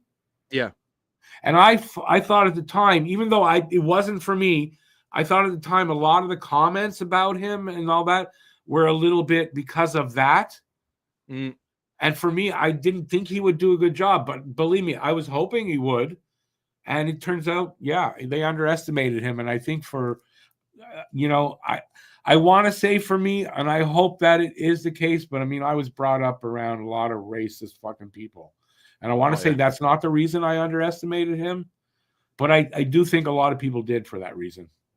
And I just hope for myself in the end it wasn't, because I don't believe in that kind of garbage, because I was raised in that kind of fucking scenarios all the time. So, but good on my career. I like seeing guys like that where they're such underdogs, and then it turns out the guy's really good. Because for me, Kent Hughes was like that. I really thought, this is the wrong move, and it turned out to be fantastic. Yeah, because look, at the end of player the day, agent. I thought player agent to be a GM. What the fuck? But I totally had that wrong. Oh, look, we're gonna get joined. Hang on, Alex. Let me bring you in a sec. Alex, how's it going, man? Gentlemen. Alex, What's up, for the Alex? final half hour. Nothing I'll be happened. there for the full 1 o'clock part of it too. But Well, this 2 o'clock. deadline's been nuts so far. Nothing. It's quiet. No, it's not. We just had a couple big ones. Okay, they just happened. Tell us what happened. The big one, Dylan Cousins is on his way to Ottawa. That did happen? We were talking about it. Official? Yeah, it's not. I mean, they haven't officially announced it yet, but it sounds like it's revolved around Josh Norris and Jean Pajot. Okay, but you're late because we've been talking about and then the Bavillier trade. Pajot is a new name added in there. We didn't know that. Wait, was it Pajot? I'm sorry, I may have got that name, the secondary piece wrong. I know Josh Norris is a big part of it. Yeah, Josh Norris for Bernard Docker. Cousins. I think you're thinking of Bernard Docker. It is Docker. I'm sorry. Okay, Pajot was talked about by the Isles. That's a boo-boo on my part. Right, because Pajot, I'm just thinking, and BL just put it there.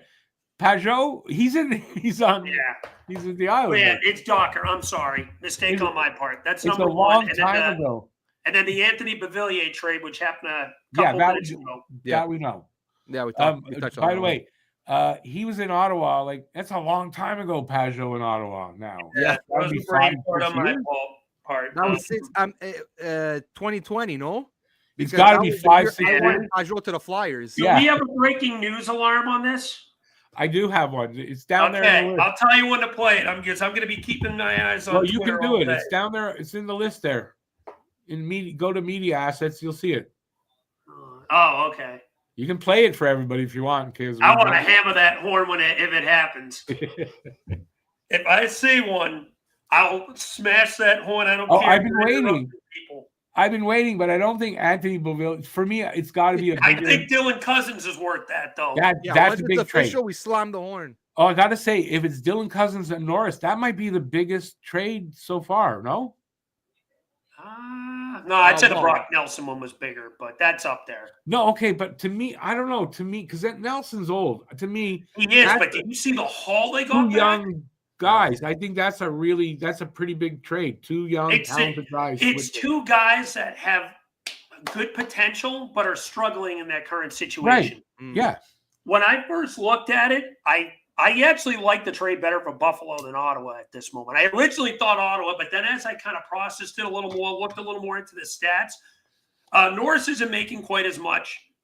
Cousins is more term. He has only got 31 points this year. I think Norris is 33 with 8 games less played. He's got 20 goals too. So yeah, so I like this for Buffalo more than Ottawa at the moment. But I don't know. I think Dylan Cousins maybe break out somewhere else. has a higher ceiling, I think, but he Yeah. needs to be refined more. He has struggled the Yeah. last 2 years. It's so a I think bigger the change risk. of scenery could help him big time. Well, It's a bigger risk. Yeah. Well, I It's think a- both sure. teams really Higher both risk, teams higher are really- reward. Because look, with Norris, it's always been injuries. So Buffalo takes a risk with like, can this guy be healthy? And True. Ottawa takes a risk with, can this guy actually lift up to his potential? Oh, To the sure. contract, because he's got a big contract. Yeah, exactly. Because Yeah. I think they're both making like seven million, if I'm not mistaken. No, right? Norris is making less, I think. Yeah, Norris is making a little bit less. I think he's in like the 6 range, if I remember correctly. Okay, I'd have to not a look. ton I remember less, him though. being in the 7. Let me just check this right now. Josh Norris is, where the fuck is he? Oh, no, wait a minute. Norris is You're right. 7.95. He's making almost $8 million. Yeah. Oh. Yeah, because I remember Norris was a big number. Wow. both- That changes my opinion a little bit on this. I thought he was making like 6 for some reason. Mm-mm. No, so it's the same kind. It's the same kind of money, both. So that's yeah. It's pretty much 2 players that are making significant money that aren't quite living up to expectations at their current situation that are being exchanged.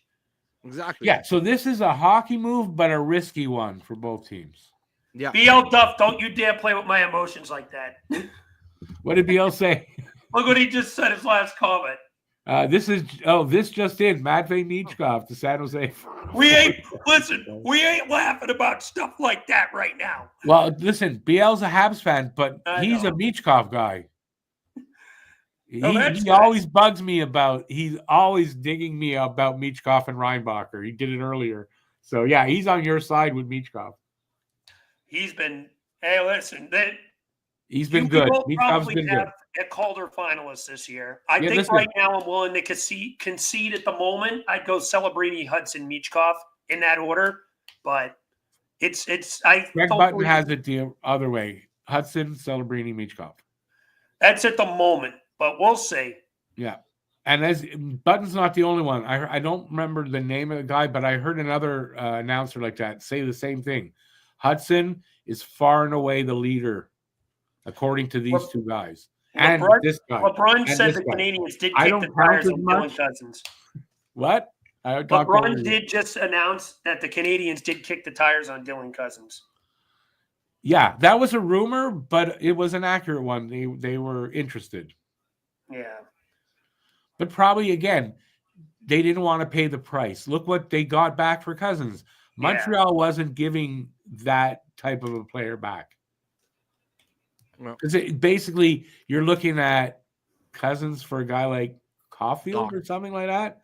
Like, you'd be crazy to make that trade. I'd much rather have Caulfield than Cousins. Oh, without a doubt. But that's the point, right? The ask from Buffalo was something like that. I think if Buffalo were to do something like that, I think the ask would be.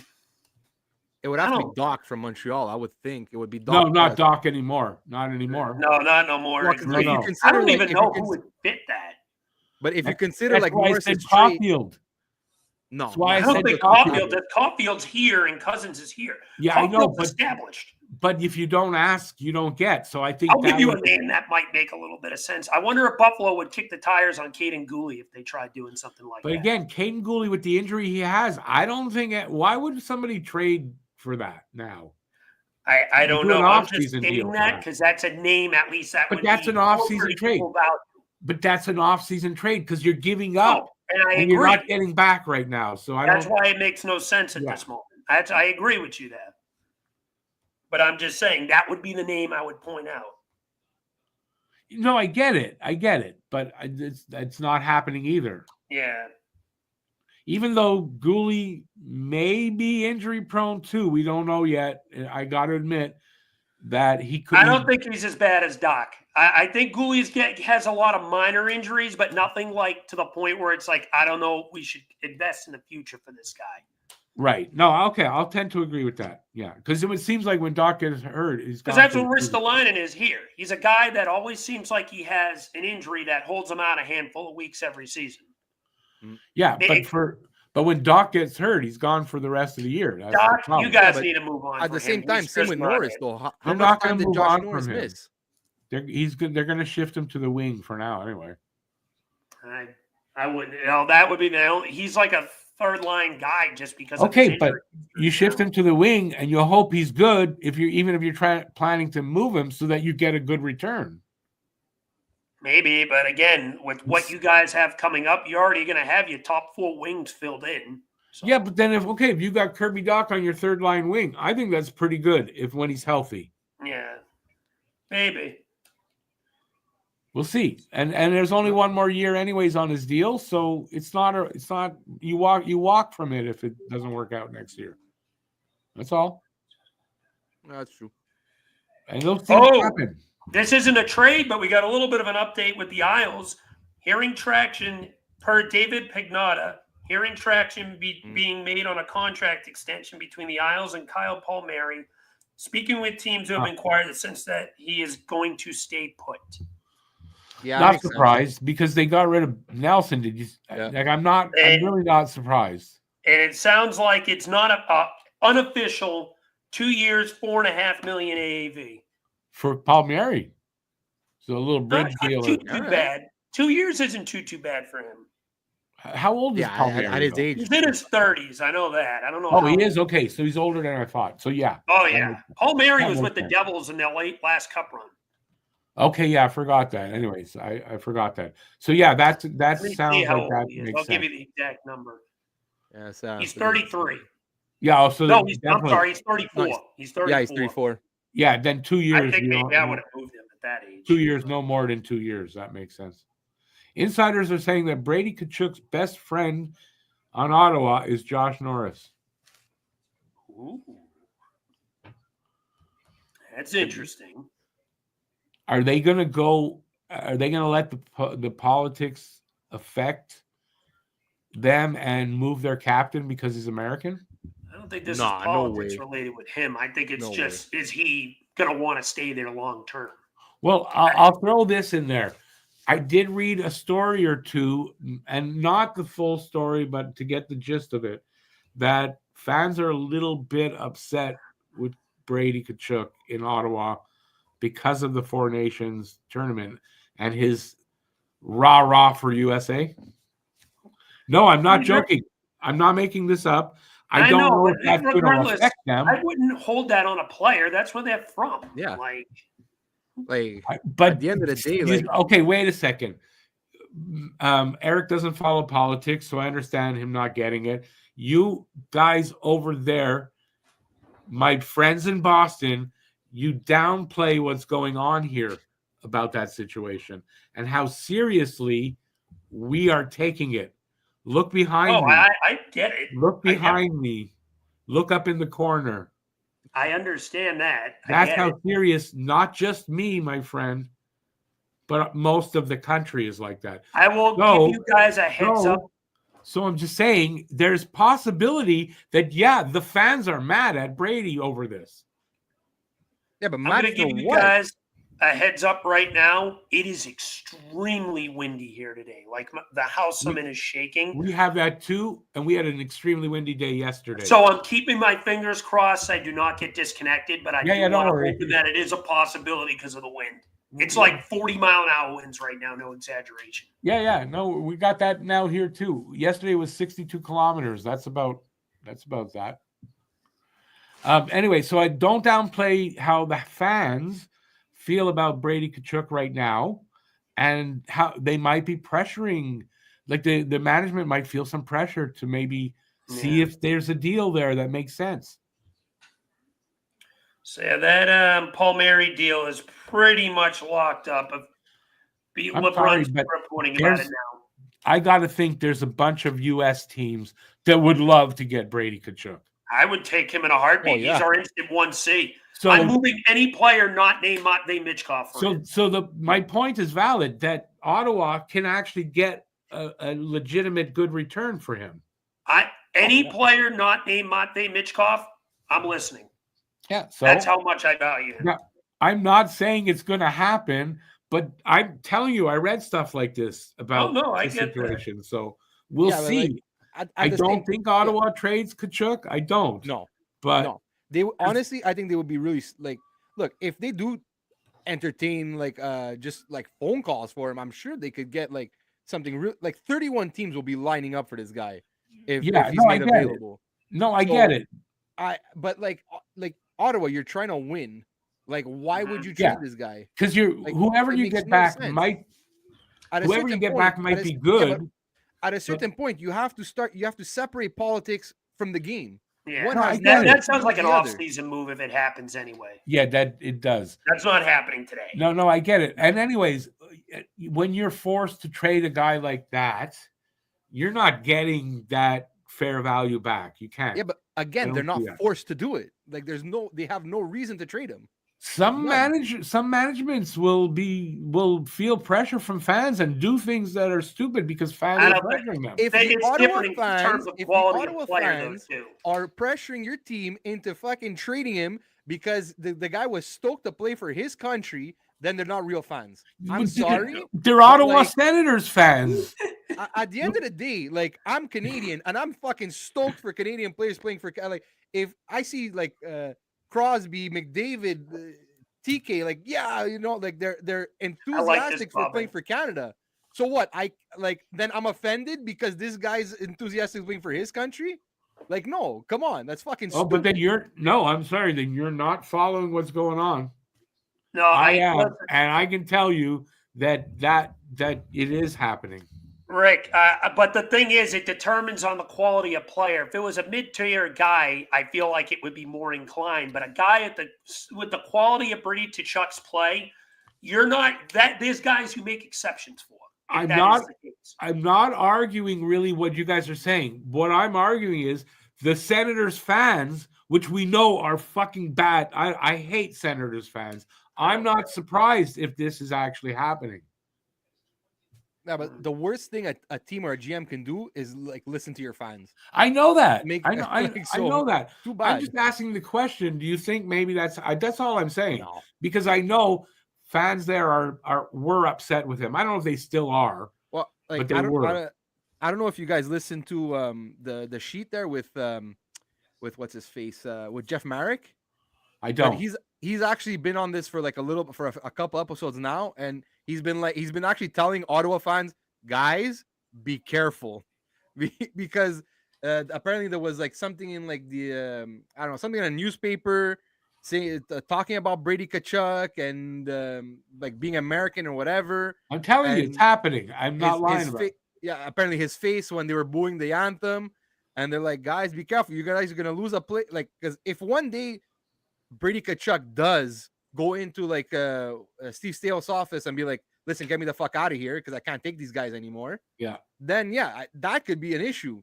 But like, I don't know. But unless he requests a trade, I don't think they trade him just to trade him because of whatever. I would agree with that because I don't think they could get back fair value. So I agree with it, but I don't think that's the point I was trying to make. It just the fans are like that and they're doing that. And it's not a surprise in Ottawa. But I agree. I just asked the question, but I agree with your answers. It would be a dumb move for Ottawa to do that. But if your fans are that serious about it and it just keeps happening and happening and happening, they'll force them into a move eventually. I don't think that ends up happening. And I don't even think Sens fans are that many of them are acting to that degree. There's probably some that are upset, but they put the game before the politics behind it. I don't know if people are writing about it. It's something, but you said something very right. There's not many of them. You go to a Sens game when it's Habs, most of the stadium, the arena is Habs fans wearing Habs jerseys. Let's see. So, yeah, I remember watching one game where they show the Sens fan of the game or whatever, and he was wearing a Habs jersey, so they couldn't even find a Sens guy. Anyways, I just thought I'd bring that up. Let's see now. Where was I? We're not going to bring that up. Joe, you got that actually right. The problem is with the Habs that they have draft pick assets, but they don't have real player assets. Our UFAs, I mean, they're not in demand, and that's my point, right? They're not going to be in demand, so the offers that are going to come Montreal's way for the players that they would want to move are not going to be good enough. And the offers that might come for the kids that other teams want, but the Habs aren't going to get rid of those guys. So, yeah, we don't have the players to make those kind of moves per se. But we Brock do have Nelson will officially wear number 11 for Colorado, just announced too. Small thing. Who was that again? Brock Nelson will wear number 11 I for couldn't Colorado. remember who was going there. Anyway, so it's just. I'm trying to give us some news. It's pretty quiet right now. No, absolutely, but nothing. That's the thing. Nothing's happening. We have had board is two trades today. One. No, two. I'll count the Beauvillier trade. That's still a trade. Oh, right. The Ottawa one happened. It happened now, right? It happened. It hasn't been announced yet by the teams, but it's been announced. It's two trades. Okay, let's let me go back to the board here. The games are what we use to get away from politics. There's no getting away from politics anymore right now. You might think you're getting away from it. You're not, though. Every time you go to shop, you're not getting away from politics.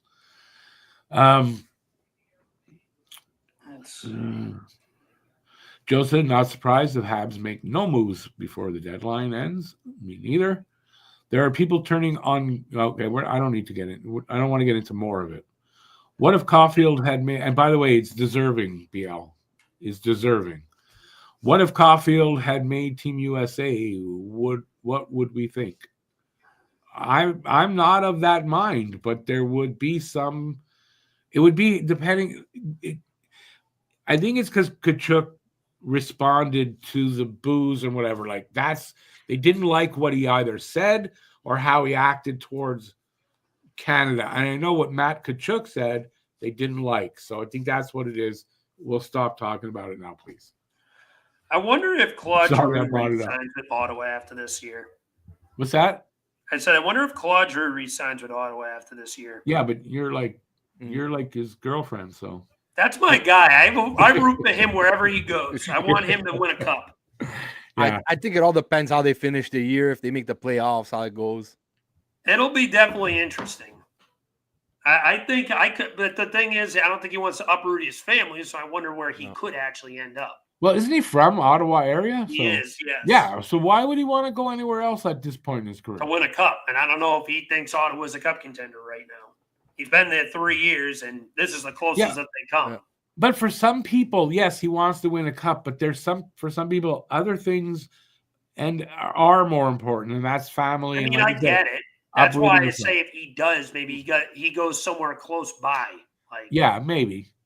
Maybe. I think it's a maybe, but I mean, there's been no rumors about. Yeah, they really have. He's not going to get traded. I know that, but there's been nothing. There hasn't been any talks he's going to get extended yet either.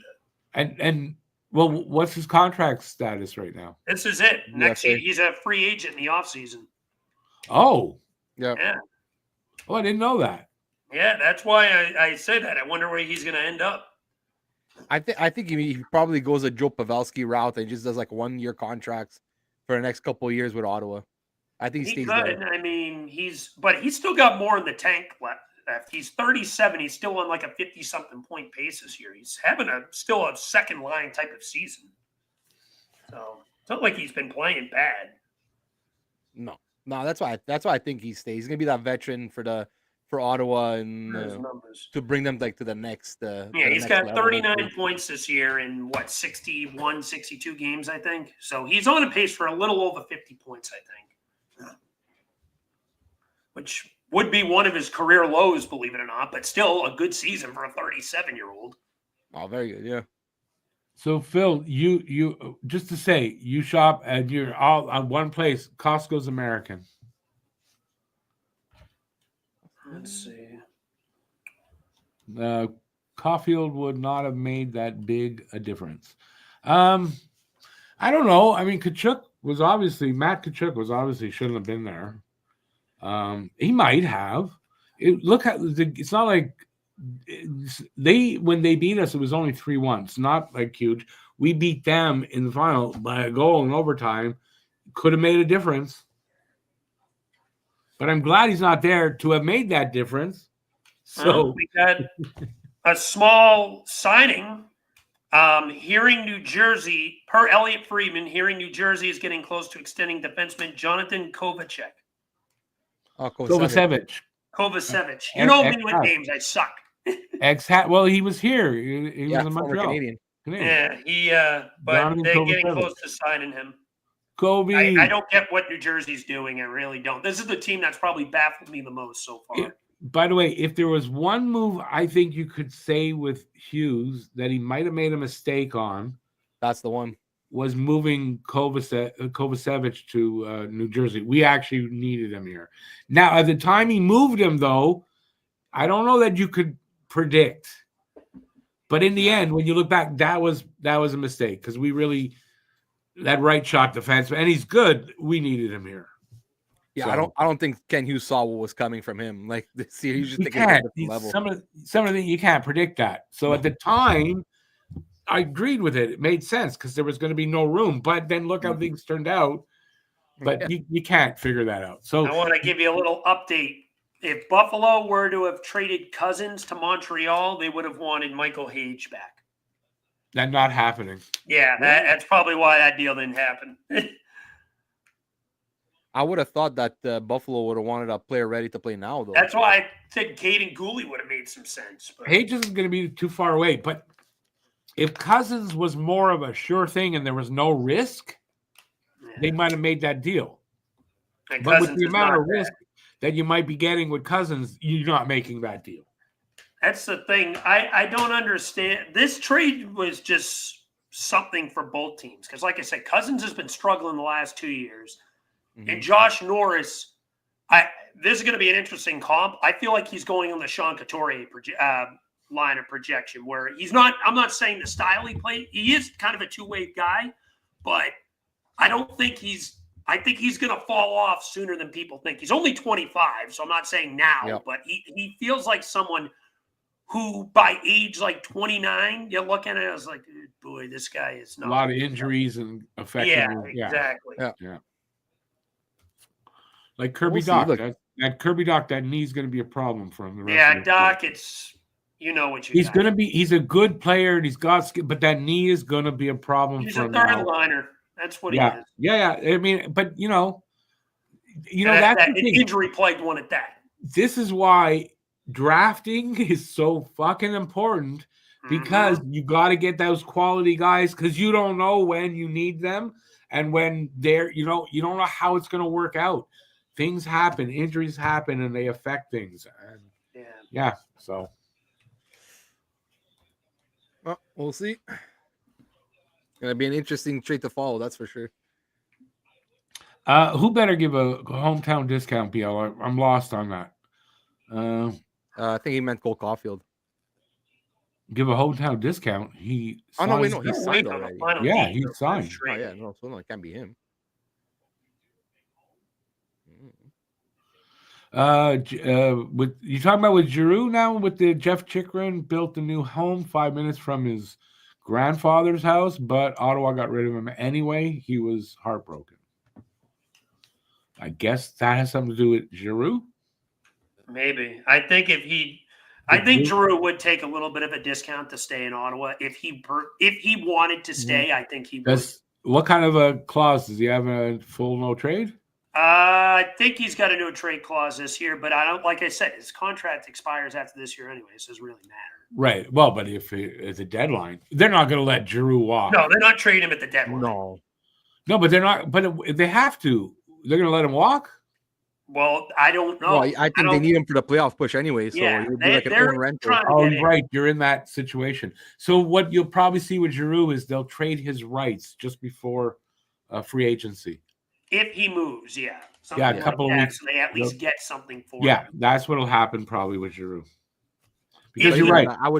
I would bet on him resigning anyway. Yeah, Right. I think if I had to guess, I think Yeah. I'd put it like a 65-70% chance he stays at Ottawa. Maybe maybe like a 2-year, $4 million AAV or something like that. Yeah, that I makes think some something sense. like that seems fair. Him being like on the team, he could sign an extension at any time the rest of the season. He's not restricted, right? So No. yeah, that's probably what'll happen with Giroux. Because you're going into a playoff run, you're not trading away Giroux. That's true. I didn't think of that. That wouldn't make much sense. No, not with the way they're trying to push for a playoff spot. Hey, BL, we're back on it too. It's not posted yet, but when I'm done here, which is not too long, I'll post it up. We'll blah blah blah blah back at 2. I've been trying to bang out as many of the shorts on the DPWM website as well. I've been banging them out left and right today. It's one of those kind of days, man. Joseph, some of the proposed deals being reported are of ridiculous amounts. Oh yeah, this is an incredibly the cap is going up big time, so money's going to go up for these guys. So you're going to see bigger deals because we got a trade to announce. We have a trade. Hang on, No, the Flyers have traded Andrei Kuzmenko to the Kings. No, I like. Wow, I did not expect him to get. Yeah, you guys. I direct the Flyer of podcast, so I hear they've been talking about him, and they didn't think they would trade him. That is unexpected. I thought he was going to stay here and re-sign. What did they get? We do not have an update on the return yet, but Kuzmenko is going to the Kings. That much we do know. So Briere has done something. Oh man, a surprise! Wow, that shocked me. I thought they were going to re-sign him to a 1 to 2 year deal. Me and you talked about it, Eric. I thought he would have been a good guy to play with Michkov.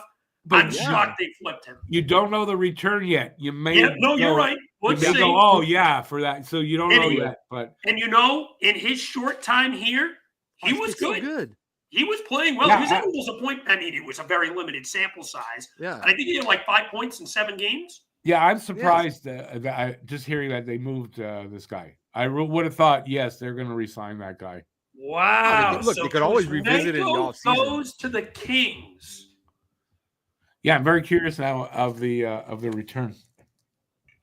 Apparently, quick, Darren Dreger is reporting. Oh man, I lost it now. Oh yeah, that apparently with the concerning the Rantanen situation, it says that the Dallas are not willing to go $1 over 12 million AAV on Rantanen. I don't blame Players camp wants at least 13. Yeah, 13. That's what I was reading this morning. He wants 13. I do not blame Stars for that. 13 is too much for a guy that get some updates. Yeah, may not even be happy there because he's like he didn't like Carolina. So what if he doesn't like Dallas? And then he's an unhappy guy that you signed for a lot of money for a long time. And Charlie O'Connor is saying no Scott Lawton at practice today. That's something that may mean something, but maybe he's having a maintenance day. You don't know. But considering the day we're at, that could mean something. Yeah, I think there's some smoke there if that's the case. Definitely smoke there, yeah. So Kuzmenko goes to the Kings. I need to know this return. Yes. Yeah, once we find the return. It doesn't sound like much, though, according to Anthony Sanfilippo. Still, when we find out the return, we'll take off because definitely have to do something before the next show. Unless I'm not staying on full. I'm going to guess, if I had to put a prediction on it, maybe like a 4th round pick. For Kuzmenko? Yeah, I would think 3rd or 4th round pick, yeah. Man. Now, let me ask you something. I don't know if I would have done it. Alex Turcotte. Who is it? No, I just putting a stupid name out there. I'm like Alex Turcotte. But I wouldn't. It wouldn't make sense if you're just getting a 3rd or 4th round pick back for Kuzmenko. It kind of doesn't make sense. Yeah, that's exactly what me and Alex were talking about, like on previous pods. Like, if it's a 3rd or a 4th, like at that point, just keep him. Like, what's the point? Just keep him. Yeah, like I'm saying with the guys here, right? You're going to get a 5th or 6th or 7th. That's why you don't need that. You don't need the pick. Then keep the guy. He's more valuable. I'm curious just to see, like, why did they say they needed him here, and they were just going to flip him instantly? So is it just Kuzmenko though? Maybe there's more to the Kuzmenko part. I mean, it just says Kuzmenko right now. But it Yeah, would. but there might be more. There might be No, more. you're right. You're right. And then it's a bigger deal. And maybe you're going to be very happy with the return. It's just the weird part that they said that San Filippo said doesn't sound like much, but we'll see. I think Sarvalli just put out the trade. Give me a sec. Gotta refresh. That's probably the only guy it's a that was third. available. We got I a probably third. didn't want to move. Yeah. No, Alex, we got a third in 2027. What? That's Yeah. it. It's apparently that's what's being Okay, reported. here's my thought on that then. Eh. With Lawton being held out, maybe there's a deal for Lawton and they're getting somebody that they like better than Kuzmenko, so they move Kuzmenko for a pick. Could be. Yeah. All right. Okay. Otherwise, that doesn't make sense to me. I No. mean, it's not. The thing is, if they thought they weren't going to sign him in the offseason, then maybe. But it's just the weird part that they said that before the trade happened, that they needed him for some reason. That's what just throws me off here. I don't know. Well, Yeah, no. the only thing that maybe like comes to mind is that now the Flyers really want to tank the rest of the season to try and get as close to a higher pick as possible. And like the way he was playing, maybe that would like he was just playing too well, so we got to get rid of him. I don't know. You know, or maybe you know what? It's very possible that the Flyers told Kuzmenko that they would flip him to a contender, just to make because maybe like. Because you know, like they said, Kuzmenko had to waive to come to Philadelphia, so maybe that's what Danny Briere and Jones promised him. They're like, listen, Got another report here. Nordy just posted this in our group chat. Sounds like trade talks are picking up on Brock Besser. Nothing imminent, but it's more likely than not he will be moved before 3 p.m. Yeah, I think when we come back, it's going to be pretty exciting. I think we're going to see a lot of moves at that point because it's been 2. Last year there was 23, I think, on the day. I think we're going to see that all happen in the afternoon segment. So we probably, but you know, this Kuzmenko trade, man, that really is weird. Well, like I said, I guess it's just they didn't want him. The only thing that kind of makes sense to me, like I said, is basically maybe that Briere and Jones, because they needed Kuzmenko to waive to make that Farabee and Frost trade happen. Because apparently the Flyers were on his no trade list. Okay, I see what you're gonna go. I see where you're going. Maybe that they said they're gonna send him to a better team. Exactly. Is they told you're just him, here till the deadline. Yeah. But we We'll just trade we need to get rid of these 2 guys. Exactly. Yeah, okay. That's a scenario that could work. Yeah. It's the only thing that makes sense to me. Be like, listen, whatever we get, we'll get, but we need you to come here so that then we can then facilitate a trade afterwards, you know? So yeah, okay, I can see that. I can see that. That you're making some sense with that one. Yeah. All right, well, we're gonna wrap up for now, unless you guys want to stay on. I gotta go walk my dog and stuff. We can hop back on at 1:00 if you want. I'll be back for that. Well, yeah, more like 1:30 maybe instead. Go with that. Yeah. Yeah, all right. I think 2 o'clock's a little late though, no? Because then, like, that's right up against the so like I think 1:30 works. 1:30. Yeah, so we'll do 1:30. All right, so we're gonna take off now. I will be back, like we just heard, at 1:30, and we'll stay probably right through till 4, because usually the hour after it closes. There's a lot of stuff that comes out after that just got in time, and they just hadn't had time to process. So exactly. We're gonna do that at 1:30. So thanks for being here. I hope you enjoyed the couple hours of the conversation. I did. I really, and Eric, thanks for being here too. Hey, Rick, no problem, man. I don't know. It would have been a really boring show if I was here alone for the first part like that. So appreciate that. And Alex, of course, for coming in. Cam, I think, is going to join us later, or do you know if that's true or not? He said he was. He said he is, so I'm not sure, but all right, he was. Let him know, because I got to run and walk the dog. Let him know that we're going to be on at 1:30. All right, we'll do. Okay.